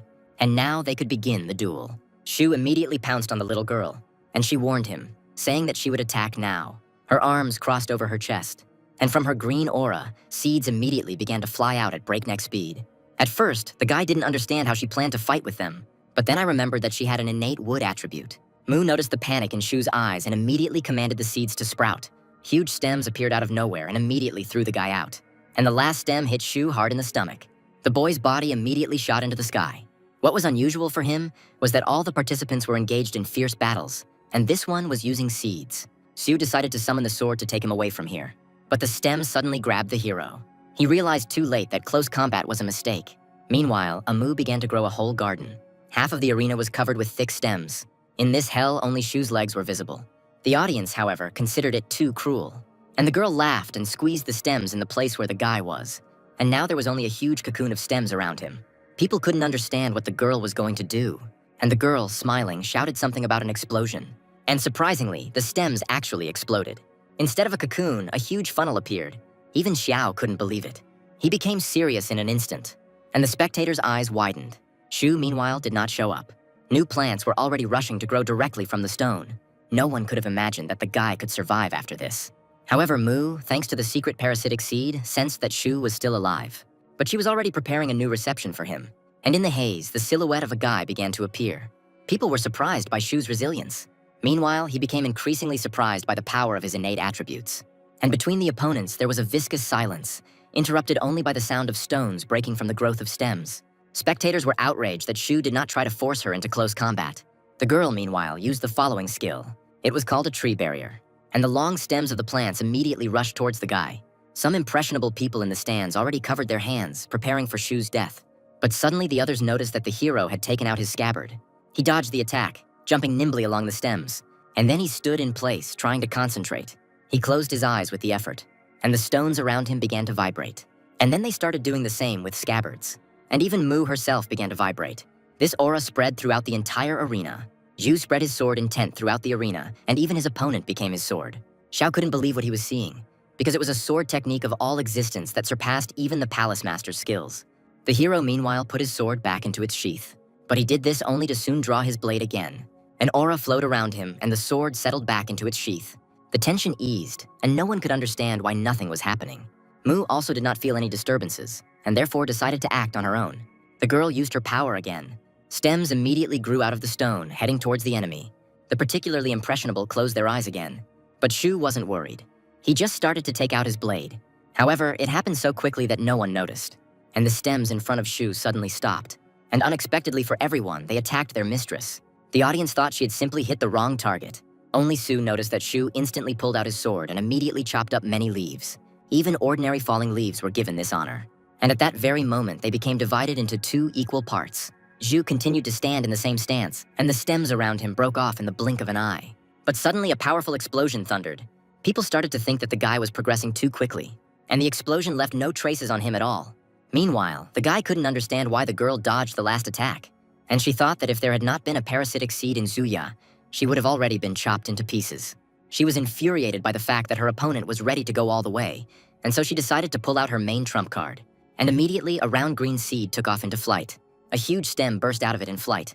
Chao was surprised by the girl's resilience, who continued to fight even after what Shu showed her. The audience thought she was suicidal because the girl decided to resort to close combat. Shu was pleased with this decision, and a moment later, he himself rushed into the attack. Two bodies rushed towards each other. Mu flew from above, pointing her fist downwards, and Shu did the same thing, but in reverse. The distance between them was rapidly decreasing. But instead of clashing and fighting with fists, Mu decided to grab the guy and braid her stems around his arm. He found himself tied up again. What he saw was just a copy, and the real Mu was behind him like a snake. He tried to get out of her grip, but it was no use. One of the stems broke away and climbed towards his side, and then he pierced him. Shu was immediately struck by a flash of rage at the pain caused to him, and immediately several more stems that the girl had called upon began to stick into it. It was a truly disgusting fighting style. Zhu called her a parasite, and Mu became extremely angry because of this, promising that she would make a flower out of him. And a flower really did appear on his head. This made the audience laugh, and even Su began to chuckle. Shu was bothered by the fact that even with his perception, he couldn't see the seeds in his body, and because of the seed in his head, he completely lost control of his body. He had already used his main trump card that he had trained all night, but he had gotten into such a mess. Suddenly Mu came up to him and started sniffing his neck. She thought the guy smelled extremely nice. Su had an infinitely absurd life force which seduces the girl, and so she decided to taste it, which the hero was not at all happy about. But she didn't care much, so she clung to his neck like a vampire. Even the spectators realized that this was not normal, and so they were surprised that the judge did not separate them. But Xiao thought she was just playing around. However, he decided that Shu should be saved immediately in any case. But for some reason, the hero's face expressed the extreme degree of ecstasy. The old man was simply taken aback by such emotions on his face. But Shu wasn't worried, because thanks to his skill, he literally had endless life force. Amu almost started to cry because of how attractive his power was. The audience also understood everything, in addition to why Shu literally has endless life force. Someone suddenly noticed that the hero had finally started moving. He tried to get away from her in some way so that she wouldn't notice the attack. And a moment later, the boy used the tip, separating a flower from the top of his head. Amu still continued to suck the power from him. The guy managed to gain control over most of his body, but one shoulder and kidneys were still under the girl's control. After using the point repeatedly, he immediately separated all the stems from himself. And then he grabbed the girl by the neck. But she protested, saying that she wanted to suck more strength. She began to kick, trying to get out from under his grip. And then she even declared that she liked sucking. Yu simply couldn't find the words to say anything in response to her. Now he was thinking about what he should do. However, Xiao simply stopped their fight, and the girl tried to protest. But Shu had no intention of letting her out of his grip, and then he completely covered her mouth with his other hand. The girl didn't remain in debt and immediately bit his fingers. He called her a mad dog and tried to discipline her. To do this, he led her to the edge of the arena. She tried to resist, but was already on her last legs. Then the guy let her go, sending her over the edge of the arena. He put his hand to his sore shoulder, and on his palm there was still some saliva that Mu had left for him. He called it an abomination, and she began to curse him. Finally, Xiao announced that Xu Xiaoshu had won this match. Some people were unhappy with how difficult it was for the guy to win, but it was already a semi-final, so it was to be expected. At last year's tournament, roughly the same thing happened. Meanwhile, Xu hurried away from the arena. Muzixi was very strong and allowed the boy to expand his combat sense.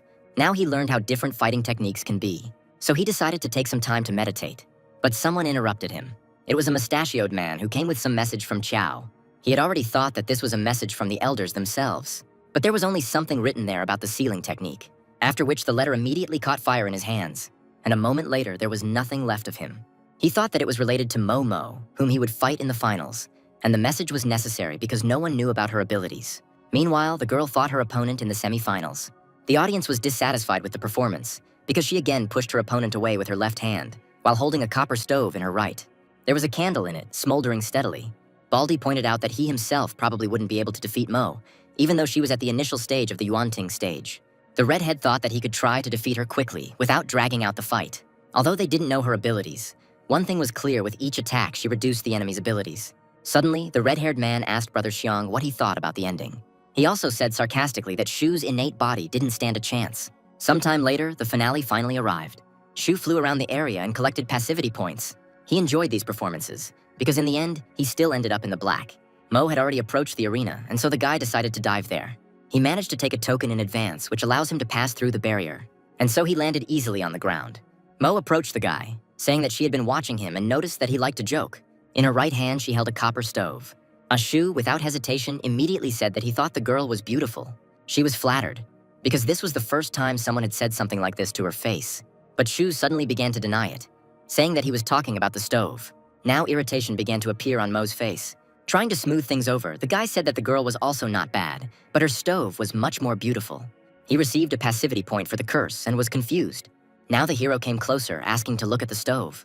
She reluctantly agreed because he paid her a compliment. The guy lowered himself a little and stared intently at the copper structure. The girl felt a little embarrassed by this, and then she accidentally handed the stove into his hands. She didn't want to do this, and so her face immediately took on an undefined emotion. The guy apologized for being abrupt, but said that he was very interested in this thing. Mo thought he was sincere and therefore didn't argue. Meanwhile, the spectators could not understand why the fight had not yet begun. The boy's interest in the stove was due to the fact that he felt some kind of frightening energy in it. It was impossible to feel it without touching, but when he touched the girl's right hand, he realized that it contained 10 times more energy than the rest of the body. As we know, she only used her left hand, which meant that she was a real monster. And when he remembered about the sealing technique, he even thought that her eyes were bandaged all over her right arm. Now the guy carefully handed the stove back. He moved away to a respectful distance, and Mo didn't understand why he did this if he was a close combat fighter like her. Shu was surprised by this because it sounded like a joke. He explained that he was a fencer, and the girl thought after these words. The guy asked for a head start, saying that she was a strong practitioner of the innate level, and therefore he would like to make the first strike with the sword. Such conversations were not commonplace, but Mo still agreed to the conditions. A xiao announced the start of the duel. Now Shu used the north wind style, and the girl parried the attack with her bare hands. The guy was very surprised, because it was a close combat technique, but honed to such a level that its speed erased even the afterimages of attacks. Now it was time for Mo to get involved. She suddenly rushed towards the guy. However, Shu didn't want to fight against the sealing technique, so he decided not to let it touch his body. But for every attack, there was a counterpunch with the hands. At this rate, she could break his sword, and so the guy decided to act preemptively, using close combat. He abruptly dropped his sword and met Mo's attack with a grab, and then he attacked her in the stomach. Then he pulled his palm out of his fist, giving even more inertia to the girl's body. She flew off a decent distance. The audience believed that Shu would be able to defeat her, but suddenly someone noticed that the guy's face had changed. The hero realized that this was indeed the power of sealing, because while Mo stood nearby, all his abilities were turned off. This frightened him, because such an attribute was very scary. At that moment, Mo looked strangely at her right hand, and at that moment, for some reason, she began to shake. Shu decided that he should still use the sword. He decided to cheat a little and improve his abilities right in the middle of the fight. His swordsmanship, meanwhile, had reached level 10. He looked sternly at the girl and said that she was really strong. She responded in kind, and Shu received 1 passivity point for his confession. However, the hero was going to become much more serious. His skill has leveled up to the first level of innateness, and everyone in the arena started shaking. Even Xiao didn't immediately understand what was happening. Suddenly, people's blades started to fly. Now, instead of the usual shaking, they rose into the air. Meanwhile, Shu prepared to attack. This oppressive aura was building up around the barrier, but later it finally dissipated, and the swords returned to their owners. Xiao realized that this was indeed the sword's innate intent. The guy's aura changed, and his gaze expressed extreme concentration. Mo looked a little battered. Many spectators couldn't believe their eyes, as this skill was only awakened in people once every 100 years, and only recently had Su Qiangqian mastered it. The guy stood there and laughed a little. He didn't expect the intent to break through the barrier, but it did, giving him a lot of passivity points. The girl thought that the break had already dragged on too long, and the guy was quite surprised, realizing that she had been waiting for him on purpose until he came to his senses. Now he was ready to fight. His gaze focused on the girl, and his hand tightly gripped the hilt of the sword. He sharply moved his hand towards the girl, and a wave of cutting followed in that direction. However, Mo simply raised her hands, blocking the attack. This sealing technique was a real scam. Then the guy used a different fencing style, and now a multitude of cutting waves flew at the girl. The spectators kept guessing how the fight would end, because Shu didn't give her time to come to her senses. Just in case, he decided to strike again. However, something went wrong. At that very moment, his spiritual strength was exhausted, and he went into hand-to-hand combat while Mo reflected the consequences of his attacks. The waves hit her hands in succession, and she tried to defend herself. The force of inertia pushed her back more and more. But then the girl suddenly inhaled a lot of air into her lungs. She used some breathing technique, and her eyes filled with power. And the girl immediately crushed all of Shu's previous attacks. He clearly didn't expect this, and so he had to run back. However, Mo looked shabby. The hero thought that sealing the technique took a lot of her strength, and so he decided to attack. The spectators laughed a little at Shu's fighting style, but then thought that they themselves would have fled the arena if they saw their innate sword intent fade away. Su made a dash towards the girl, but at the last moment he realized that now was the worst moment to attack, because the girl had already managed to get ready. His hand almost reached the girl, but she immediately raised her palms in front of herself and applied the seal of tempering heaven and earth. However, the guy had no doubt that she would miss the moment, and at that moment a chain flew out of a crack in space. She immediately entangled Shu's hand, like all the other chains that bound him in all parts of his body. Shu couldn't understand what kind of technique this was and why it was so strong. Even Xiao had never encountered such a spiritual ability, since it wasn't from their pavilion. People started to wonder who this Mo was. The ability was at the level of a great master, which was very rare even in the inner courtyard. Shu immediately tried to use the tip, but nothing came of it, and he became depressed. Now all he could do was watch as he was attacked. He became scared, and then he felt the urge to go to the toilet. Now Mo has applied some kind of fusion, and lava began to flow from the cracks in space. The chains began to heat up quickly, threatening the boy's limbs. It looked extremely abnormal. Shu nervously shouted that Mo wasn't giving him a chance.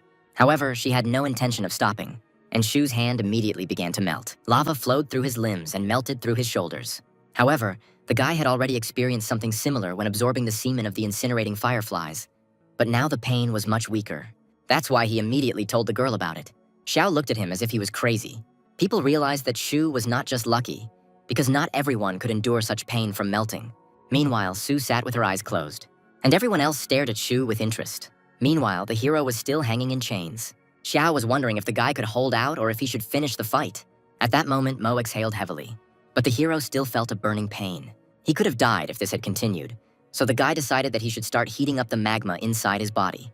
Shu knew it would hurt, but there was nothing he could do. Throwing up her pendant with her chest, a pill flew out. He immediately threw it into his mouth, and then he began to apply the breathing skill.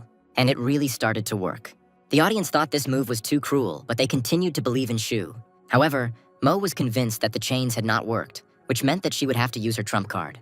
She grabbed her right shoulder with her left hand, and she began to concentrate for the last dose. Zhu tried to stop her, but she wasn't going to follow his lead because she needed to finish the fight. She held both hands out in front of her in a certain gesture, and Shu frantically tried to think of how to free himself from this cage. Suddenly, the chains began to shake violently.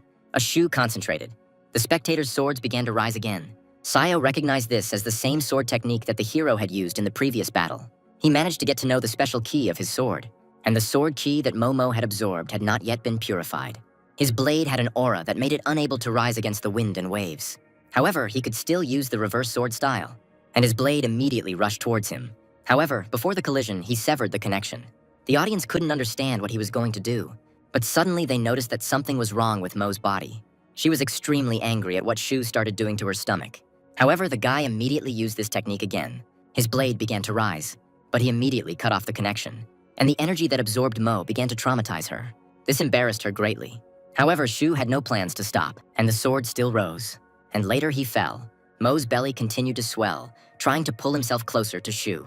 People have already started to think that this is too much, but the hero didn't even think of stopping. And the girl felt spasms all this time.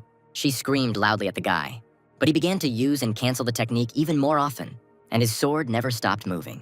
Then the girl could no longer hold on and moaned loudly. This embarrassed her so much that her whole face turned red, and he started to smile but still continued, and the sword began to descend and fall again. Their fight turned into something depraved. The spectators simply could not believe what was happening in the tournament final. Xiao also saw something like this for the first time. Shu began to burst into laughter, with blood pouring out of his mouth. Laughter also erupted from the stands.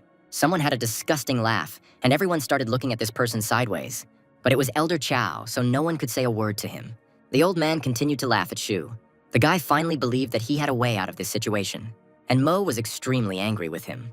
She continued to prepare for her final trump card. Yu sensed danger and tried to use the reverse sword technique, but the girl resisted the impulses. However, this time the guy did not abandon the technique, and the blade flew straight at him. He hit the ring with the tip, and later he disappeared altogether, ending up in subspace. Now, having gotten rid of the blade, he could use the technique at full power. And then the sword's full innate intent was put into action. Mo couldn't seal the blade's key inside herself, so blood immediately started coming out of her mouth. The girl's body immediately rose into the air. Xiao realized that Shu had developed to the point where he could use his power to control other people's bodies. Now the girl was also tied in the air. She became crucified by his technique. Finally, the girl felt Shu's pain, and then she started asking to let her go. The two rivals were hanging in the air, and Shu said that she started it first, and therefore he was not going to let her go. However, she did not admit her mistake. That's why the hero had no intention of letting her go. The spectators burst into laughter again as both warriors were tied up and bleeding. Mo didn't have a natural body and was only able to survive thanks to the surge of life force from her right hand, and the essence within her began to tire. Therefore, the girl still agreed with the guy, letting him go first. And he was instantly glad that the life cycle had managed to restore most of his body. Now it was Shu's turn. But he said that he could not free her because he had lost control of the kui of his sword. Mo got angry again, and her hand immediately dropped. Because of which, an unknown force descended along the chains and passed onto Shu's hand. Suddenly, the ring on his chest rose, and a sword flew out of it. The blade was drawn to the guy, and he pushed it with his forehead, filled with energy, and the sword immediately flew forward. It was similar to the move he used to defeat Chao. Mo tried to play her last trump card, but she didn't have time, because the sealing technique limited her, and Shu had already almost caught up with the girl. And the sword really did return to him. Zhu began to pour the last bits of spiritual energy into it to give the blade even more acceleration. And then he darted like an arrow into the girl's back. The blade easily pierced Mo, getting stuck inside her, and then her body collided with Shu's body. Now they were sealed together. The audience thought it was cruel because he got there on his own. He was in extreme pain. It was clear from the girl that she, too, was going through some rather difficult feelings. And because of this, her chain technique became unusable. Then the guy held the girl so that she wouldn't fall on the sword, and together they fell to the ground. The sword was immediately put away, and Shu took out a pill from his spatial pocket.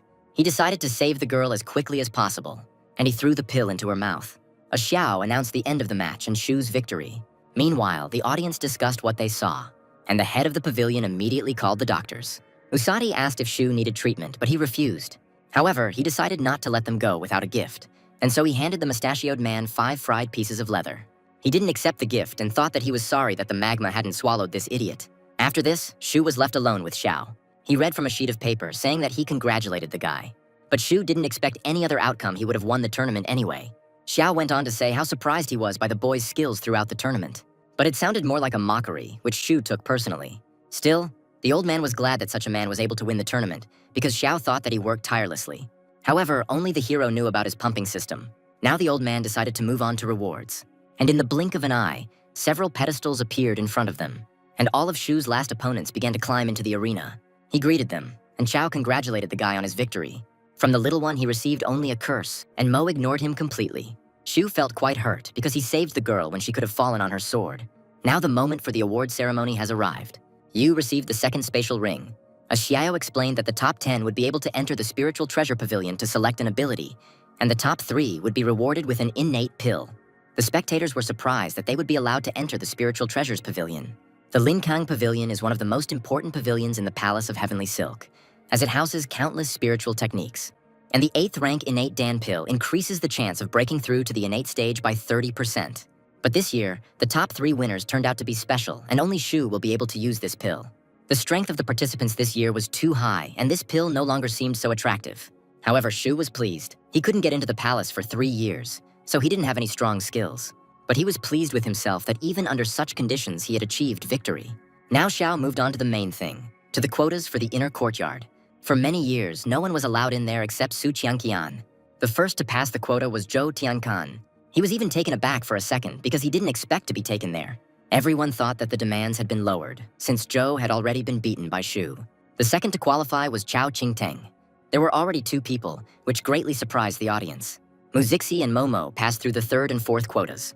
However, these girls didn't expect anything else. All those named were at the innate level. But no one thought that Shu would be allowed in there, because he was only at the 8th stage, and only those born were allowed into the inner courtyard. The guy got 2,000 points just because people were worried about him, and Xiao still maintained tension. And apparently, luck was not on his side. The tournament participants were also taken aback. Everyone was unhappy, because Shu had shown unprecedented skills and, moreover, was the champion. Zhou then decided to give up his position. Xiao was irritated, and an awkward silence hung between them. Shu tried to keep a straight face, but the old man saw bitterness in his eyes. Then Xiao sighed heavily. As Shu covered his nose with his hand to avoid getting infected by the dirty old man. The grandfather understood everything correctly and managed to get a little angry because he had just begun to feel sympathy for the guy. He put his hand on Shu's shoulder and said that he could stay in the outer courtyard for a year and try to break through to the innate. This was a good option, since the hero should have already been kicked out of the palace, but they decided to leave him, and this meant that someone put in a good word for him. The guy turned towards the podium where Xiao was sitting, nodding to him. Then Shu thanked Xiao. At this point, the tournament ended, and Xiao hurried to approach the main character. He asked Shu if he was disappointed, and he agreed, but the old man said that life was always about ups and downs. So the grandfather decided to congratulate the boy himself, giving him 2 elixirs. The next day came, it was sunny and calm. Hugh managed to get a good night's sleep, but someone was already knocking on his door. The guy hurried to open it and asked with a displeased face who was there. It was the messenger who said that Elder Xiao was waiting for Shu. The Linkang Pavilion is located in the inner courtyard, which has much more spiritual energy. Xiao explained once again that each of the arrivals could choose 1 innate technique, and they were forbidden to make noise here. If you anger the scroll keepers, they will turn your bones into ashes with fire. Shu asked guiltily why Xiao was looking at him when he said this, but the old man said that he was not hiding the fact that he was saying this to the guy. The people around Shu laughed good-naturedly, and the hero felt uncomfortable. But after some time, they still went to the pavilion. Shu was surprised that Zhou was also there, so he approached him and asked what he was doing there. Pressing him, he said that the guy could tell it in secret and no one would know anything. But he still pulled back, deciding not to make the guy nervous. And together they went up to the pavilion. One of the guys remarked that they had finally arrived. And indeed, a huge building stood before them. Sometime later, they reached the doors. A xiao stood in front, holding the token with him. He picked it up and shook it in front of the door, and the door immediately opened in front of them. The old man explained that acquired techniques were recorded on the first floor, innate ones on the second, and the path to the third was closed to them. The pavilion looked small from the outside, but inside there was a whole world. Shu was very interested in what was in these books. He looked through them slowly, and then he took one of them. Joe couldn't understand what the guy was doing on the first floor. He looked at the guy and thought that he was throwing around ancient tomes, so Joe decided to go up to him and stop him. He asked what he was doing, and Shu calmly replied that he was looking for equipment. Joe said that if he continued to treat the books like that, the keeper of the scrolls would come for him. But Shu knew what he was doing. He explained that the scrolls were protected by arrays, and if his friends started screaming, then they would get into trouble. The hero said that golden pages and fragments of ancient scrolls are often hidden in seemingly harmless volumes. So Shu ignored the guy and continued doing the same thing. Shu decided to join him, but so far they haven't found anything. Joe realized that Shu had become so strong because of his atypical thinking. The hero asked him to sort out dust-covered corners and books, and he thought that this was the champion's logic. Shu hoped that fools had good luck, and so he placed great hope in Joe. Meanwhile, on the second floor there were some white circles. Mei woke up first. The rest of the people sat in these circles and meditated, and the girl decided to go down. It was still quiet on the first floor.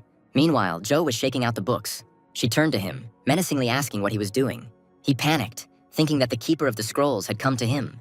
The girl asked him again what he was doing. The guy explained that he was trying to find equipment, but she didn't believe him, not understanding why he was rummaging around in the dust.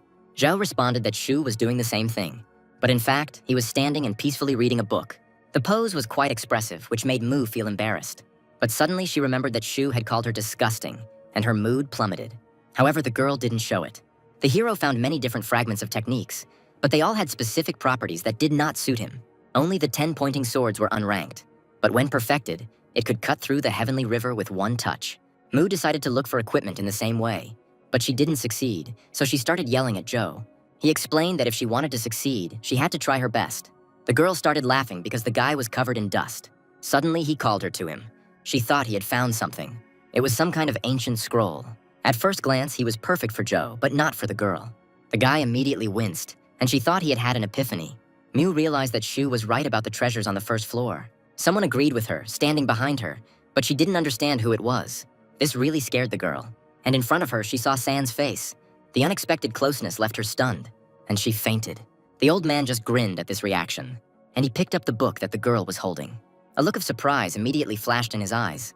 He noticed that the girl had a very powerful life force, and later he realized that she could also absorb life force and strengthen her nature.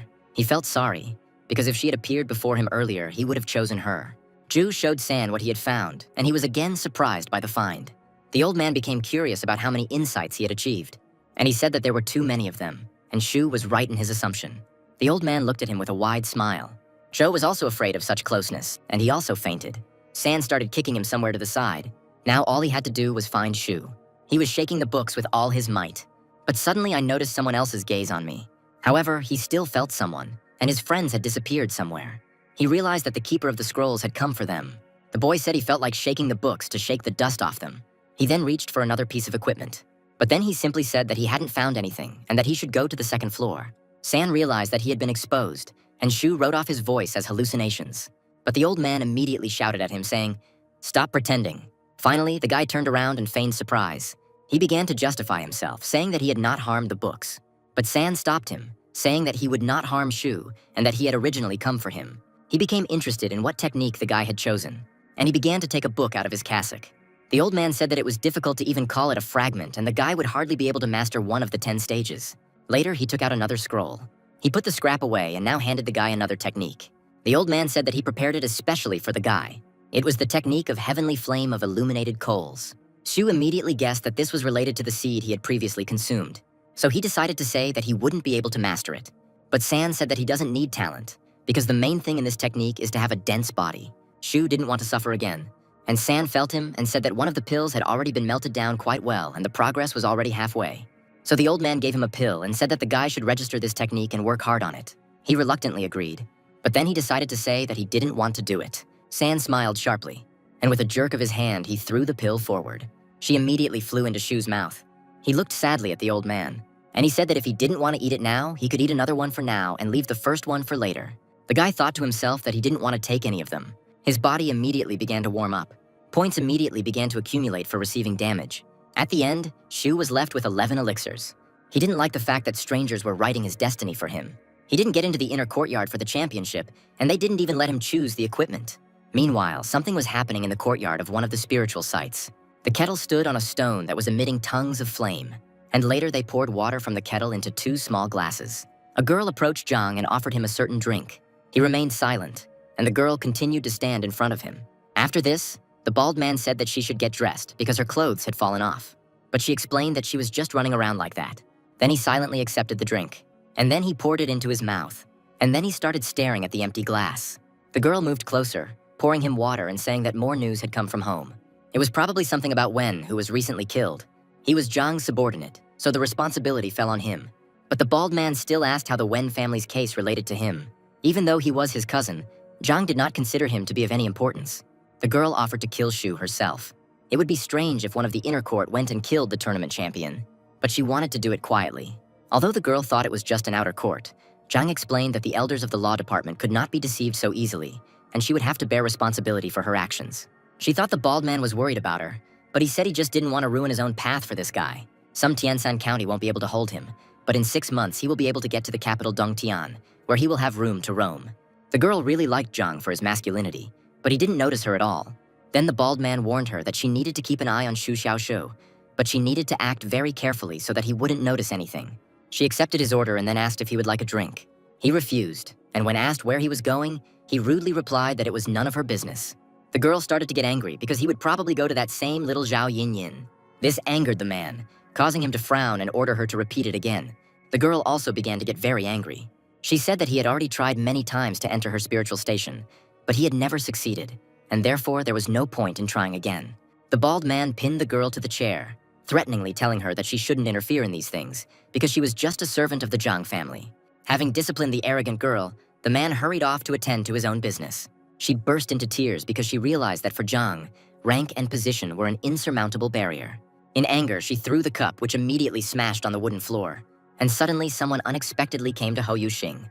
It was a certain guy who was looking at the girl with a serious look. He started picking up the pieces and asked why she did it.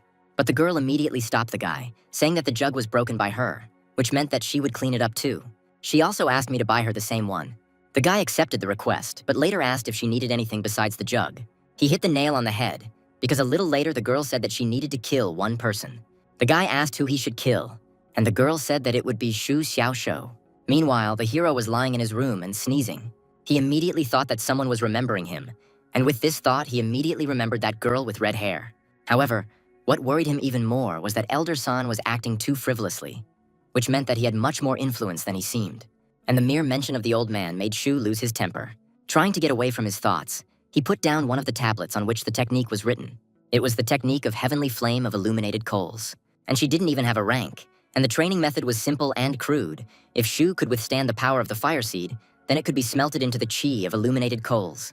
Meanwhile, the hero had almost 49,000 passive points. It took him about 2 or 3 hours to smelt, which gave an increase in strength and points. And if you melt it down, then you could master the innate fire key in advance. Yu suddenly became interested in what would happen to his breathing technique if he developed it to an innate level. But something unexpected could happen. He already had 5 of the 6 innate skills, and so he decided to take a risk, because the only skill he had acquired was too obvious. And a little later, the breathing method finally became an innate skill of the 1st level. His body seemed to turn into an energy-collecting array, and his aura rushed inward. In just one moment, he absorbed as much spiritual energy as he had previously lost in an entire night of sleep. The pain was severe, and the body involuntarily contracted. But he had to endure this in order to become even stronger. Thick steam immediately burst out of the door of his room. He immediately felt better and decided to continue training. He consoled himself with the thought that the sooner he died, the sooner he would be reborn. And the pill he held in his hand immediately became a victim of the breathing technique. And with just one breath, she immediately crumbled to dust. The hero clearly didn't expect this, and his body was immediately struck by an unprecedented ecstasy that he had never experienced before. He felt so good that he even felt sick. Next, the guy had to get rid of the flame that had settled in his chest. The new breathing method allowed him to exhale not only through his nose, but through his whole body, opening all his pores. The efficiency more than doubled, which made the guy extremely happy. And the effect of the fire seed immediately began to dissolve in the body. It was much faster than the first time, and the pain became duller. And after some time, disappear completely. And the passivity points were replenished very quickly. The fire seed of illuminated coals had disappeared, But the progress in chi formation was only 90% complete. He still had one seed left, and he was surprised that the old man had calculated everything. So Shu decided not to put things off and immediately popped the pill into his mouth, and his torment continued. The passivity points grew more and more, reaching 80,000. And after some time, Shu released all the heat that was stored in his body at once. He broke through to the 9th level of spirit tempering, and the color of his power changed from scarlet to ancient white. This was the distinctive feature of the illuminated cold chi technique. What made the guy realize that he had succeeded? His fist was a couple of centimeters from the floor, and an aura emanated from the limb. She began to melt and dissolve the boards. This impressed the guy greatly because the power was truly terrifying. And a little later, only a hole remained in that place. The attacking power was great, especially if the guy adds strength and sharpness to the effect. Next, he needed to condense the heavenly flame of illuminated coals. The technique was dangerous because if he made a small mistake, everything could go up in smoke.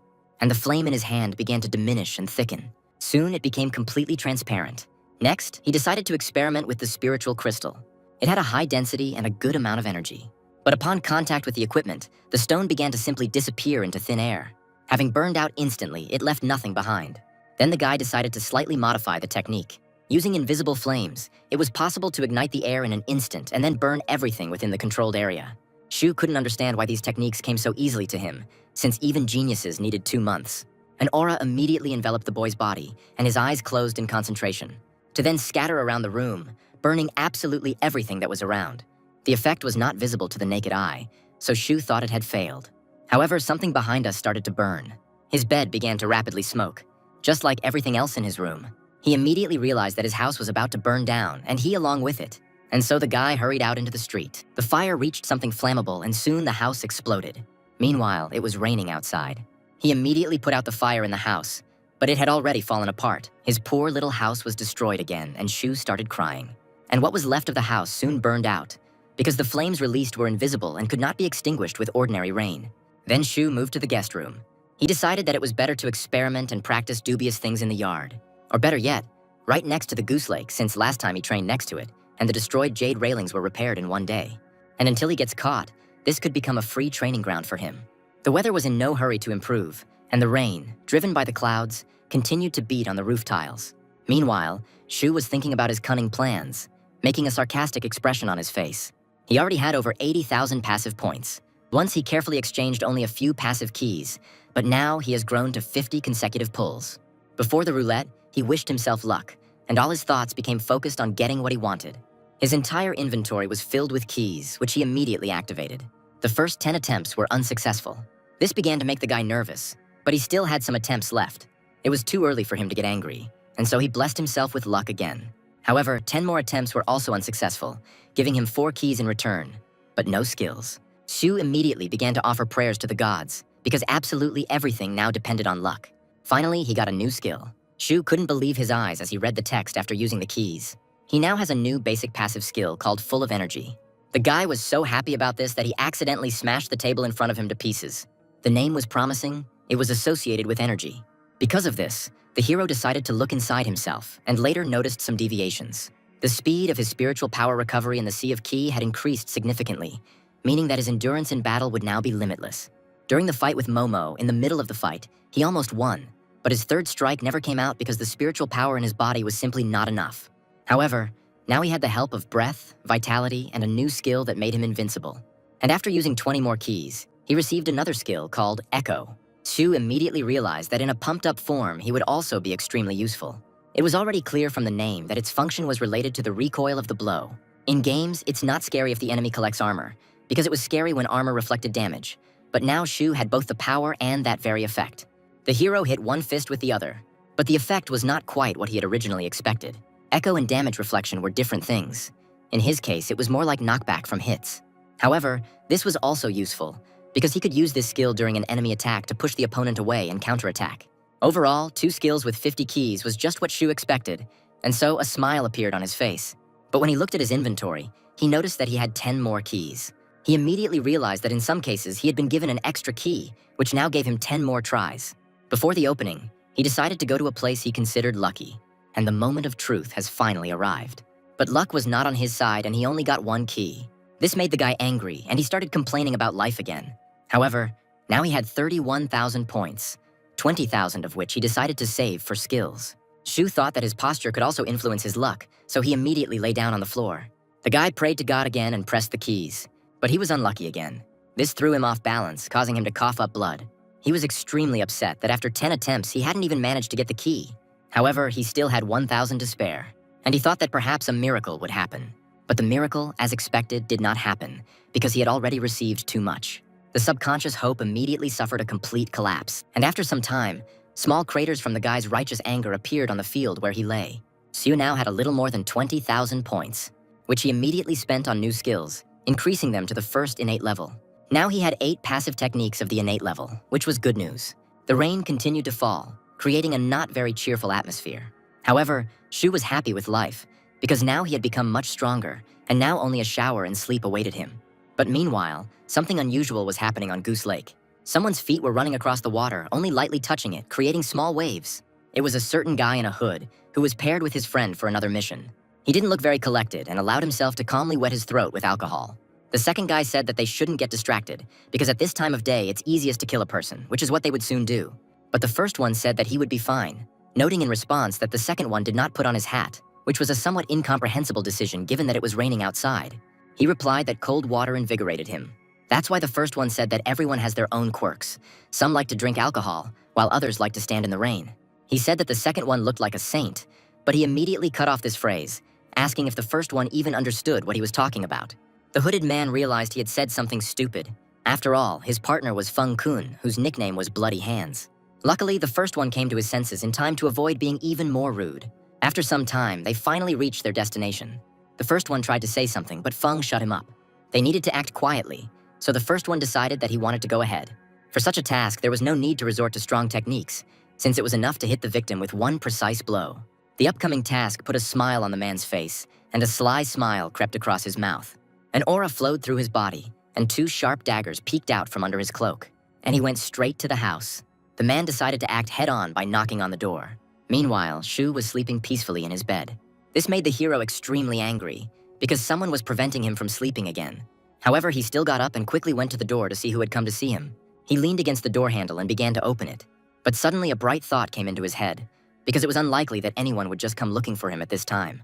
And so the hero decided to use his perception skill. He noticed that there was a man in a black cloak standing behind the doors, and behind him there was another man. The strange thing was that no one usually goes for a walk in such weather, which meant that something was clearly not right here.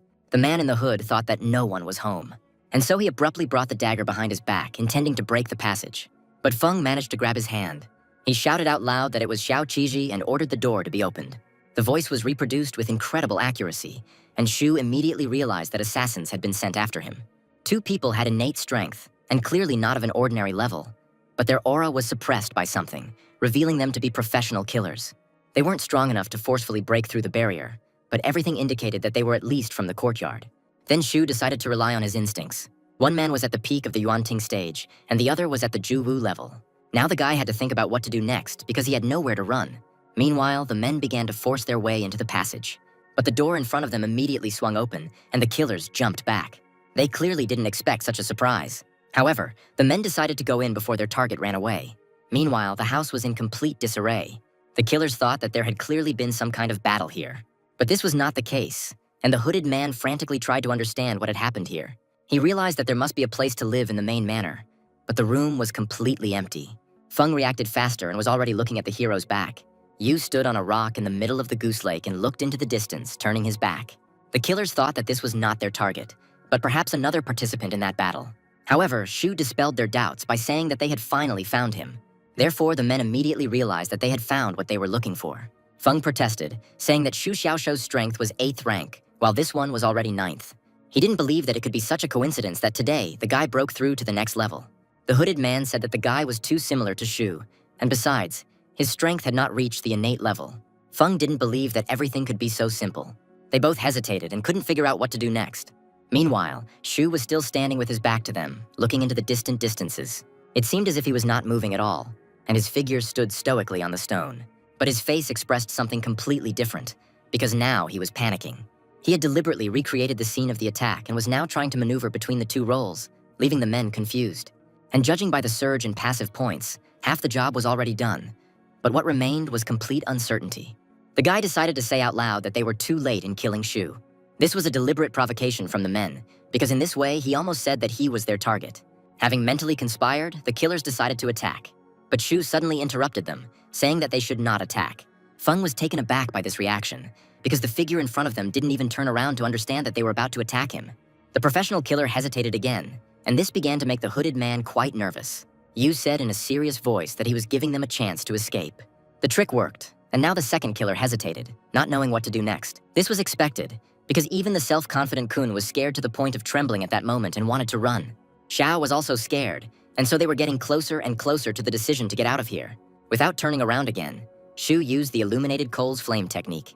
An invisible flame began to dance around, creating mysterious and barely discernible spirals. Feng suddenly became frightened by such an amount of spiritual energy. Xiao also realized that it wasn't Shu, because no matter how much of a genius the guy was, it was impossible to break through 2 levels at once and obtain fire-type energy. Feng made the only right decision and mentally transmitted the order to his ally to escape. But Shu was already there, using his omnipresent sword technique, and barriers in the form of invisible flames began to appear before the men. Shu did this because if he stopped attacking, he would immediately give himself away. He did not attack them seriously, limiting himself to heating the air and increasing the pressure. Now he needed to check if the opponents had run away, so he used perception. Feng stopped in the meantime, and Shu began to realize that they suspected something. Plus, the notification bar was going crazy right now, quickly adding suspicion points. This greatly puzzled the guy, because everything suddenly went wrong. And then Shu finally realized that Feng had deliberately stopped to scare him. Thus, the killer figured out that in front of him was the one they were looking for. Now they began to move on to the main part of their work. But Shu had no intention of breaking character, and so he simply declared loudly that this was his territory. With his spiritual aura, he outlined the area around him and the assassins fell into a trap. Feng hesitated again, because the real Shu would not have locked the wolves in his house. Xiao was about to move on to their plan, but he saw his partner getting nervous again. Feng was confused by his words, so he simply shut the man up. Panic was evident in his eyes, as he seriously thought they were trapped. Shu asked why Feng had turned around and was watching him, and the other's intuition began to scream even louder. Suddenly Xiao noticed that the guy had simply disappeared. But later he noticed it in another place. Shu was already standing next to them, but turned only sideways, not with his back to them. Xiao saw bruises and cuts on him, realizing that this master had been fighting against their target. Suddenly, the ordinary rain began to develop into a thunderstorm, and purple lightning began to streak across the sky more and more often. Shu turned to face them, his face, illuminated by a nearby flash of lightning, distorted beyond recognition. Xiao realized that standing in front of him was the very guy they were looking for. However, Shu continued to look at them with an indifferent expression, and now they were no longer so confident in their arguments. Understanding their mood, the hero simply said that he was Shu Xiaoshuo. However, this time they didn't believe him. In any case, even if it was Zhu, the killers decided to flee because it was getting too scary here.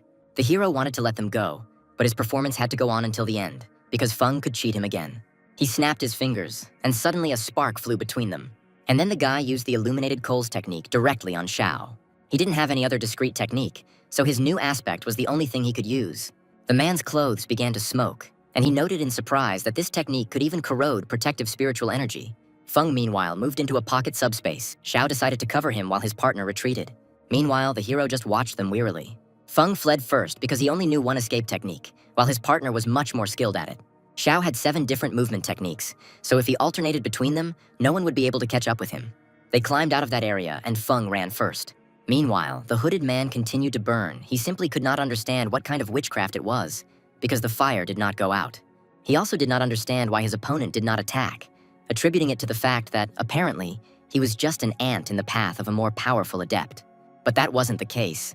Shu was mentally asking for help, because with his 9th rank, he didn't have a chance. Xiao's spiritual energy was starting to run out due to the invisible fire on his clothes, so he had to run right now. Shu asked him if he would leave. Suddenly, the hero realized that if he didn't stop Xiao now, his partner would be able to return and finish him off after the skirmish. Seeing the unfriendly look on the guy's face, the man decided to run away right then and there. Yu said with a serious expression that no one would leave here today. But Xiao didn't believe him, because the guy didn't even touch them and couldn't put a mark. However, Shu was counting on the man himself starting to come up with something. He started stalling for time by asking stupid questions. However, Xiao already realized that he had no chance of escaping, and therefore he decided on a deadly attack. Shu decided to play with him. The next moment, he noticed something transparent flying towards him. The hero immediately used the echo with sharpness, deflecting the projectile with his finger. But only after that did he realize that he had done something stupid, because he could have simply dodged. Xiao realized that his opponent had an innate body. There were no people with this skill in the courtyard, which only meant that the person standing before him was indeed Shu Xiaoshuo. However, The guy immediately justified himself, calling it the technique of 10 pointing swords. And Xiao began to go crazy due to the realization that they were scared by a pitiful 9th rank ant. This meant that Shu no longer had to hide. He smiled and told the truth about who he was. However, Xiao immediately reacted to this by releasing all of his remaining aura. Shu's eyes lit up with mischief, and he said that the man would not be able to defeat him because he had run out of spiritual power. But Xiao believed in himself too much. The guy immediately jumped back from the man's blow. There was still a smile on his face because he was in a winning position. His opponent was at Yuanting Peak, but he had no spiritual energy, meaning he had nothing to fight with. The fire was still burning on Xiao, so Shu decided to run around a bit to let the man use up all his strength. You could see from his face how difficult this was for him now, and Shu playfully ran away from him. Xiao was already on his last legs. Suddenly, the hero noticed that his opponent had decided to try to escape, and so he had to take action. However, Xiao switched back, preparing for battle. But Shu immediately started running away. Even for Xiao, this was already too toxic a fighting style. Suddenly, Shu began to slow down his pace, and then he stopped dead in his tracks. A sly grin appeared on his face, and he asked if the man had run out of energy. His opponent finally realized that Shu had been playing for time all this time. However, the man decided to start bluffing, asking if the guy really thought this would help him. But Shu replied that it couldn't be otherwise. However, Xiao had other thoughts, as he could still replenish his energy. He put his hand in his pocket and later stuck out his fist. On his palm was a pill that could correct his situation. That's why he immediately began to bring it to his mouth. But Shu only responded with a breathing technique, and the pill immediately began to disappear right in Xiao's hands. He simply couldn't believe his eyes. Zhu thanked him for the pill and asked if he had any other tricks. Now the killer's situation was truly hopeless. He had neither energy nor strength in his body. So he decided to switch to dialogue, asking if it was true that Shu was only rank 9.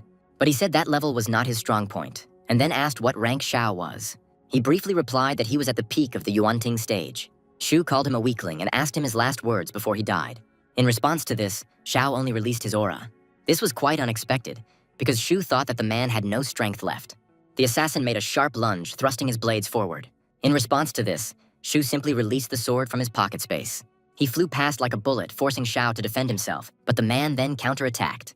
However, this attack was also unsuccessful, because Shu immediately released his fiery aura, forcing Xiao to jump back. He couldn't understand how this was even possible.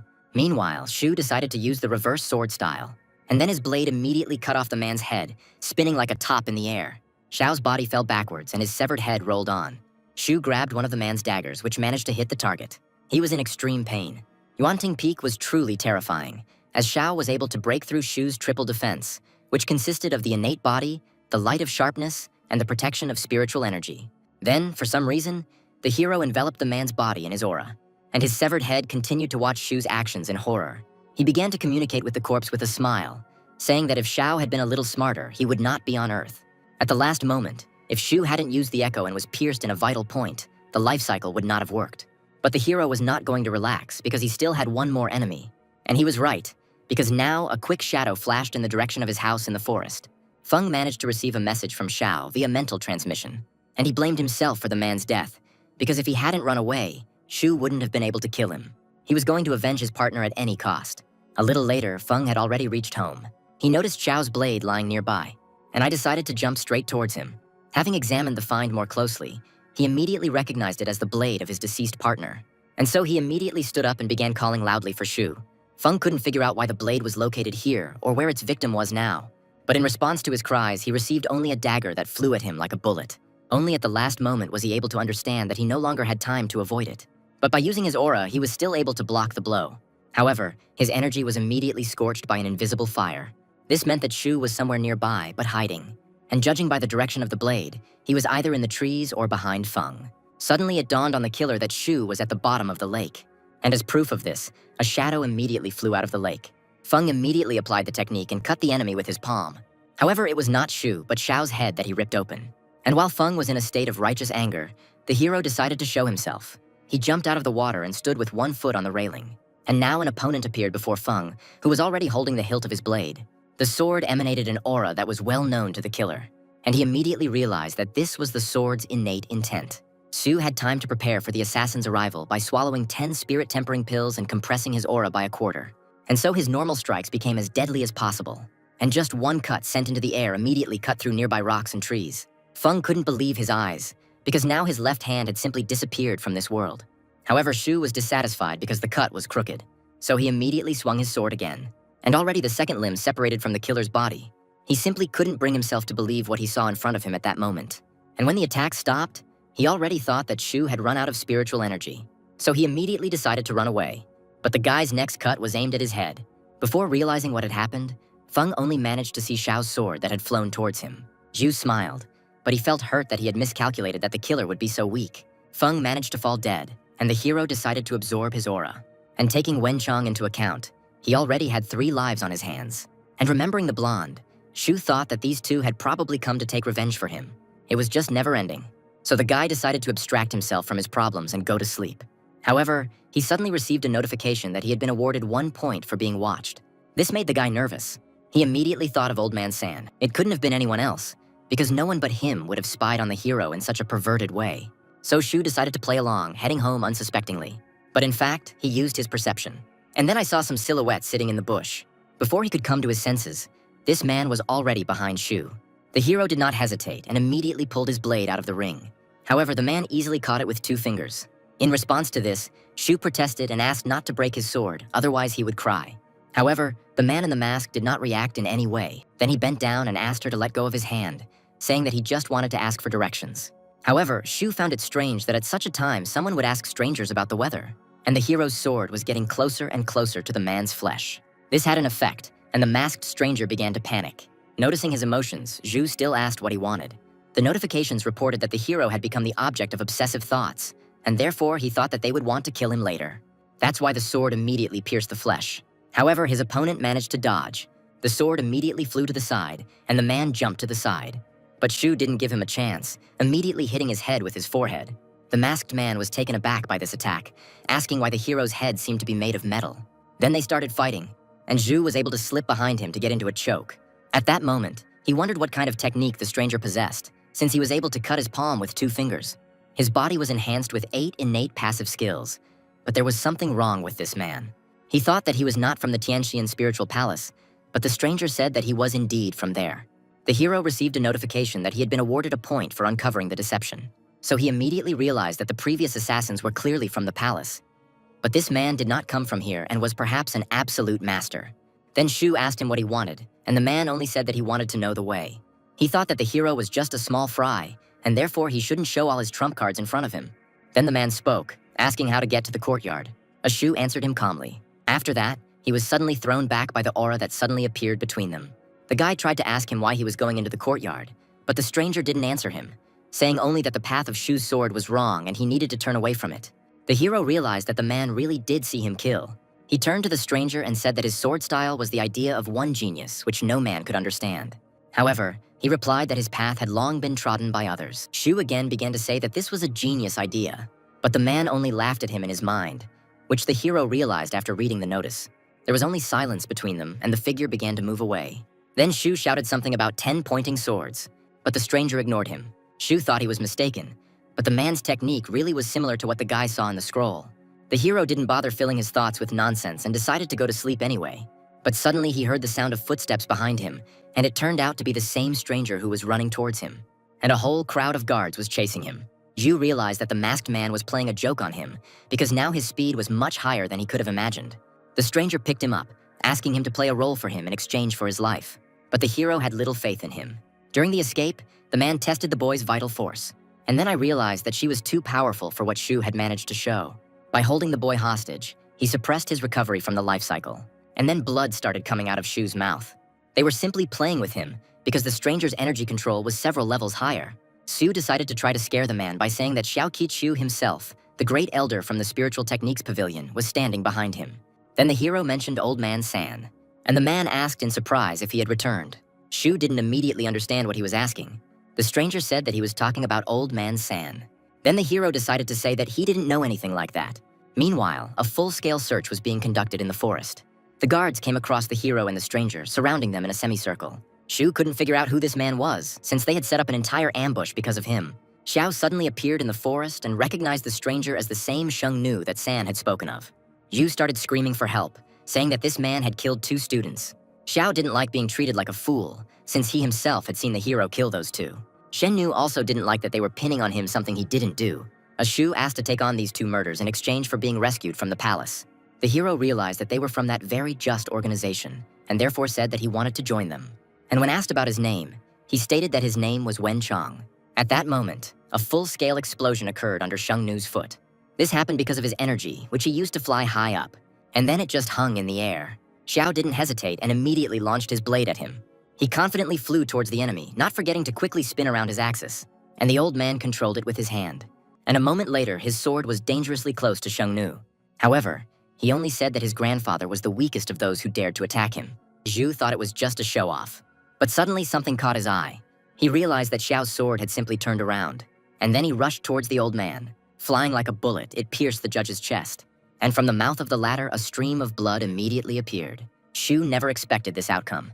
The man asked the boy if he was following the path of the sword's intent. Xu decided to play the fool by saying that he was not that strong.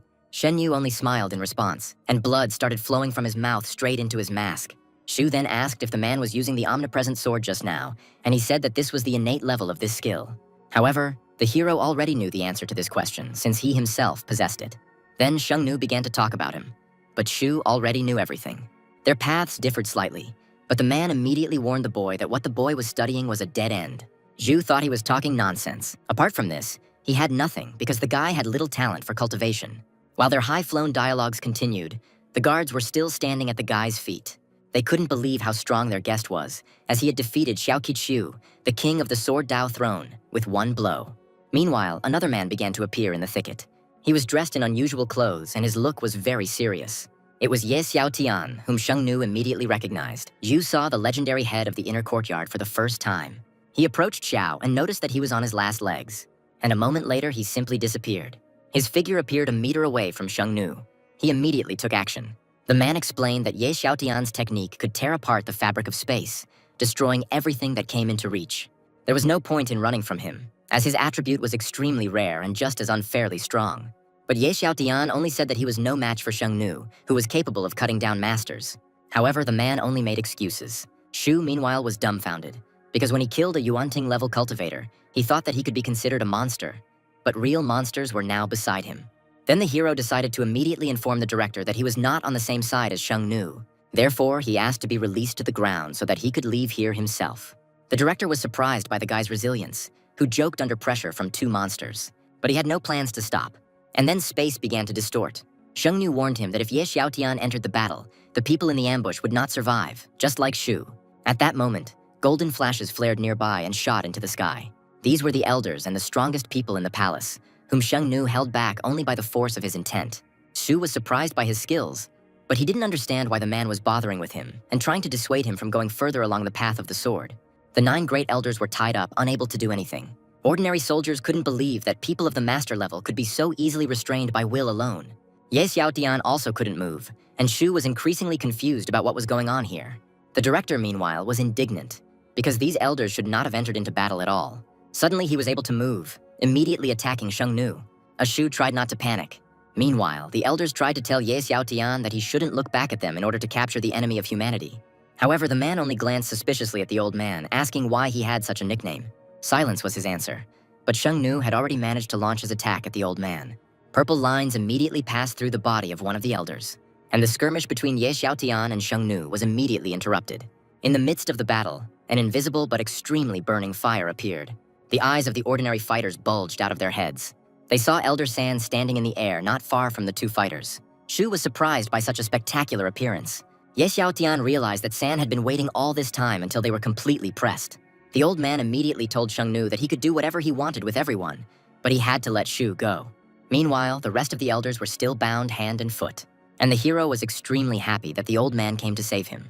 Shengnu realized that Xu was truly worth something since Sun recognized him, and the old man decided to calm him down, saying that as long as the hero had breath, he would be able to bring him back to life. It didn't sound very promising. San began to release his aura, moving into action. He immediately rushed towards Shengnu, not allowing him to escape. And then the man's aura was enveloped in an invisible flame. It spread to Xu, which he immediately noticed. And then blood started coming out of his mouth again. He felt the real heavenly flame of illuminated coals on himself, which was much more terrifying than what he had used before. Shengnu immediately retreated, agreeing to hand over Xu. San managed to catch him with his aura, and the man tried to get away from them. Finally, the old man caught the young man, and then he just pinched his cheek. To his surprise, the hero immediately came to his senses. and San didn't expect anything else. He was glad to see the guy waking up. But Shu was not thinking about the fact that he had been safely rescued, but about the fact that he had almost been burned along with the enemy. Shengnu, meanwhile, tried to defend himself from the fire, and his technique was weakened by its impact. Then the elders were able to free themselves from their bonds. Just like Ye Xiaotian, who was already using his spatial technique to the fullest, deathly black bundles of energy immediately rushed towards the man. San tried to stop him, but it was too late. Shu didn't understand why the old man was doing this, but Shengnu was already in a hurry to confirm the elders' fears. A beam of bright blue energy immediately pierced Ye Xiaotian's abdomen. However, he immediately disappeared, and finding himself on the other side, he continued to use his technique. Finally, the black cords caught up with Shengnu. Shu couldn't predict whether the man would survive, but suddenly something didn't go according to plan. Shengnu suddenly appeared right above the director's head, and his fingers immediately pierced the old man's larynx. This allowed Shengnu to take the director hostage. He forced the elders to stop, because if any of them moved, the man would finish what he started. Out of powerlessness, the entire top of the palace began to get angry. In response to this, Shengnu cut off Ye Xiaotian's arm with his hand. He said that talking also counts as movement. Shu was increasingly surprised at how strong Shengnu was, that he could easily stand up to such a large group of masters on his own. San hit him on the head, saying that the guy was thinking about the wrong thing. If you take Shengnu as an example, you will quickly die. However, admiring sighs could still be heard from Shu. San just shook his head, realizing that he wouldn't be able to convince his student. He then turned to Shengnu, saying that he thought that he would not come today. The man began to demand something from San, but he only said that if Shengnu turned around right now, no one would stop him from leaving. However, the man had his own plan, so he began to blackmail San. But the old man said that as long as he lived, not a single sword or blade of grass from the Tianxin spiritual palace would leave the vault. Zhu began to wonder what kind of sword this was, but Shengnu decided to hurry him up, hinting at Ye Xiaotian's life. Old man San began to get angry because of such threats. Then Shengnu asked Shu to give him what he needed. The hero was genuinely tired of other people's attention, and again did not understand why everyone was so fixated on him. San's anger began to transcend all conceivable and inconceivable limits. Then Shengnu realized that nothing would work out for him today. He let go of Ye Xiaotian and created a rift in space. After using the escape technique, he finally addressed Shu, calling him Wen Ming, and said that he would come for him. The hero cheerfully shouted that this was his name, so let the man look for him. But before closing the crack, Shengnu said that even if the name was not real, he had seen Shu's face. This did not add to the hero's confidence. Meanwhile, the rain had stopped, and somewhere beyond the horizon, the sun began to appear. The elders didn't look very good, because today, they only lost to one enemy. They had to come to terms with it, and a moment later, they were all gone. Meanwhile, Old Man San and Ye Xiaotian were met by ordinary soldiers. They addressed them as the director and the deputy director. Shu only now realized that Old Man San was the vice director. Rumor has it that the spiritual palace has a deputy who has been away from court for many years. When the palace was first being built, Deputy Sun created a cloud peak and burned it halfway down, creating a platform capable of accommodating thousands of people. Shu only now realized how much the legendary figure had protected him. The old man's character was such that no one would say that he stood at the top. After the general meeting, San ordered everyone to disperse, and then the three of them went to the palace, and Zhu tried to escape from them. But San didn't let him escape. Now he came to the attention of the entire top brass of the palace. But Shu did not give up trying to escape from this predicament, saying that he needed to build a house. The old people were deeply surprised that the boy, after such experiences, thought only about his home. Xiao asked with displeasure whether it was true that Shu had killed a man. Killing a disciple in the outer courtyard would lead to the scaffold of the Spiritual Techniques Pavilion, and therefore the matter was serious. So Shu, as if in secret, said that those students were killed by that guy in the mask. But Xiao sat in ambush all night and saw everything with his own eyes. Xu explained that those two had come for his head themselves, so the old man could have intervened. Xiao didn't understand why the hero killed people but acted like a victim. But he explained with a serious face that it was self-defense. Then Xiao asked San what he should do about it, and the old man playfully slapped him on the back of the head and praised him. Shu was simply taken aback by such a reaction. Just like the director and Xiao, Ye Xiaotian couldn't believe that right in front of him, Sun was encouraging his disciple to kill. San explained that he had prepared this plan several days ago, and Shu had done everything correctly because no one would have helped him. So he was glad that the hero was able to turn the murder against them. Today's takeover plan failed, and the masked man killed 2 students, which is exactly how San wanted things to go. Xiao immediately glanced sideways at Ye Xiaotian, asking him with his eyes if everything was okay here. Then San glanced sideways at him, and then he told him that if he wanted to restore his hand, he should just nod. He fell for such easy blackmail and agreed. Zhu realized that the real director of the palace was not Ye Xiaotian at all. The latter remembered the hero, asking if he was this year's champion, and upon receiving confirmation, he declared that the guy could be transferred to the inner courtyard. Yu simply couldn't find what to say in response to this news, and San immediately slapped the director on the head. Then the man looked at the old man like a naughty kitten. San angrily ordered him to return to the elders and announced that Shu was of no use to anyone in the courtyard. At this moment, the hero became doubly sad. Now San ordered them to disperse too. Only he and Shu remained, who continued to stand in place. He was about to ask to leave, but the old man had completely different plans for him. The grandfather stopped the young man, saying that he couldn't leave yet because he wanted to tell him a story. There were 5 regions on the Holy Continent at the present time. In the distant central region of the Holy Heaven, there is a sacred palace, a holy place for all the spiritual masters on the continent. Shu was in the eastern region of the Sword Sky, where most people practice swordsmanship, and he didn't know much about the other regions. Then San said that inside the palace there was a lake similar to their Goose Lake, but twice as big. Its name was the Big Goose Lake. On its banks there is often a young man, about the same age as Shu, who loves to train his body. He achieved the innate body, but the joy was short-lived, because one night an old bald monk appeared and forced him to take the fiery seed.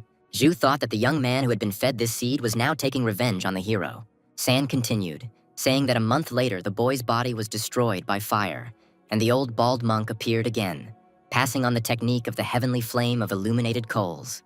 The young man had no choice but to study this method with hatred, returning to his innate level within a year and reaching the level of a master within 3 days. Shu then asked if the monk had thought that some people might not like this approach. But San was irritated, because they were clearly hinting at him. The old monk said that ordinary people live in the vanity of the world, but only those who strive for progress will appear in the sacred palace. Without the desire for revenge, the young man would hardly have survived the process of his body being destroyed and then being reborn as a master. Zhu then asked why San chose him. The old man said that he didn't really expect any results, since deaths from these seeds reach hundreds.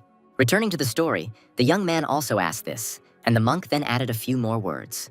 This world is just a prison, where everyone seeks freedom. A person is born small and invisible. No one sees his light.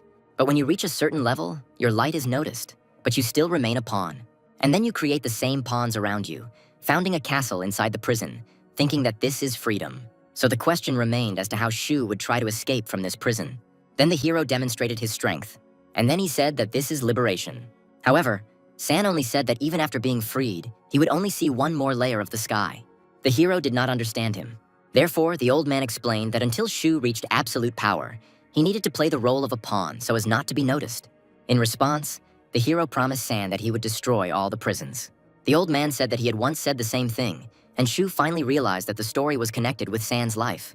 And when the young man called that monk a disgusting pervert, the grandfather hit him on the head. Shu didn't quite understand why he was hit. After this, San looked at him meaningfully and asked if he wanted to become his student. The hero responded by asking if he would be kind to him. This made San angry. Then Shu understood his mood, and now he bowed his forehead to the floor, begging him to take him as a disciple. He realized that if it weren't for San, the boy could have died today. Besides, the old man had been looking after him for a long time, and such sincerity brought tears to San's eyes. Then he helped the guy get up. A little later, the action moved to the courtyard. In one of the spiritual places, someone's mug broke again. Jiang was furious. He asked the girl to send a couple of people after Shu, and she ordered them to kill him. But even so, she did not succeed. However, she denied everything. She was more concerned about the wine jug, which had been standing for less than a day and was already lying broken on the floor. Now the bald man was interested in what the girl would do. She said with a sly smile that if you can't kill, then you need to keep killing. This was Father Jiang's order, which the girl was going to carry out even if he didn't want it. The bald man just grabbed his head, because if the executive pavilion got wind of this, their heads would roll off their shoulders. He said that if the girl did this again, the door from the pavilion would no longer open for her. She tried to justify herself somehow, but he rudely said that if she rebelled, he would eliminate her. Suddenly, the door to their house opened unexpectedly. The same boy with the sword came to them, who told the bald man that he would eliminate him too if he dared to raise his hand.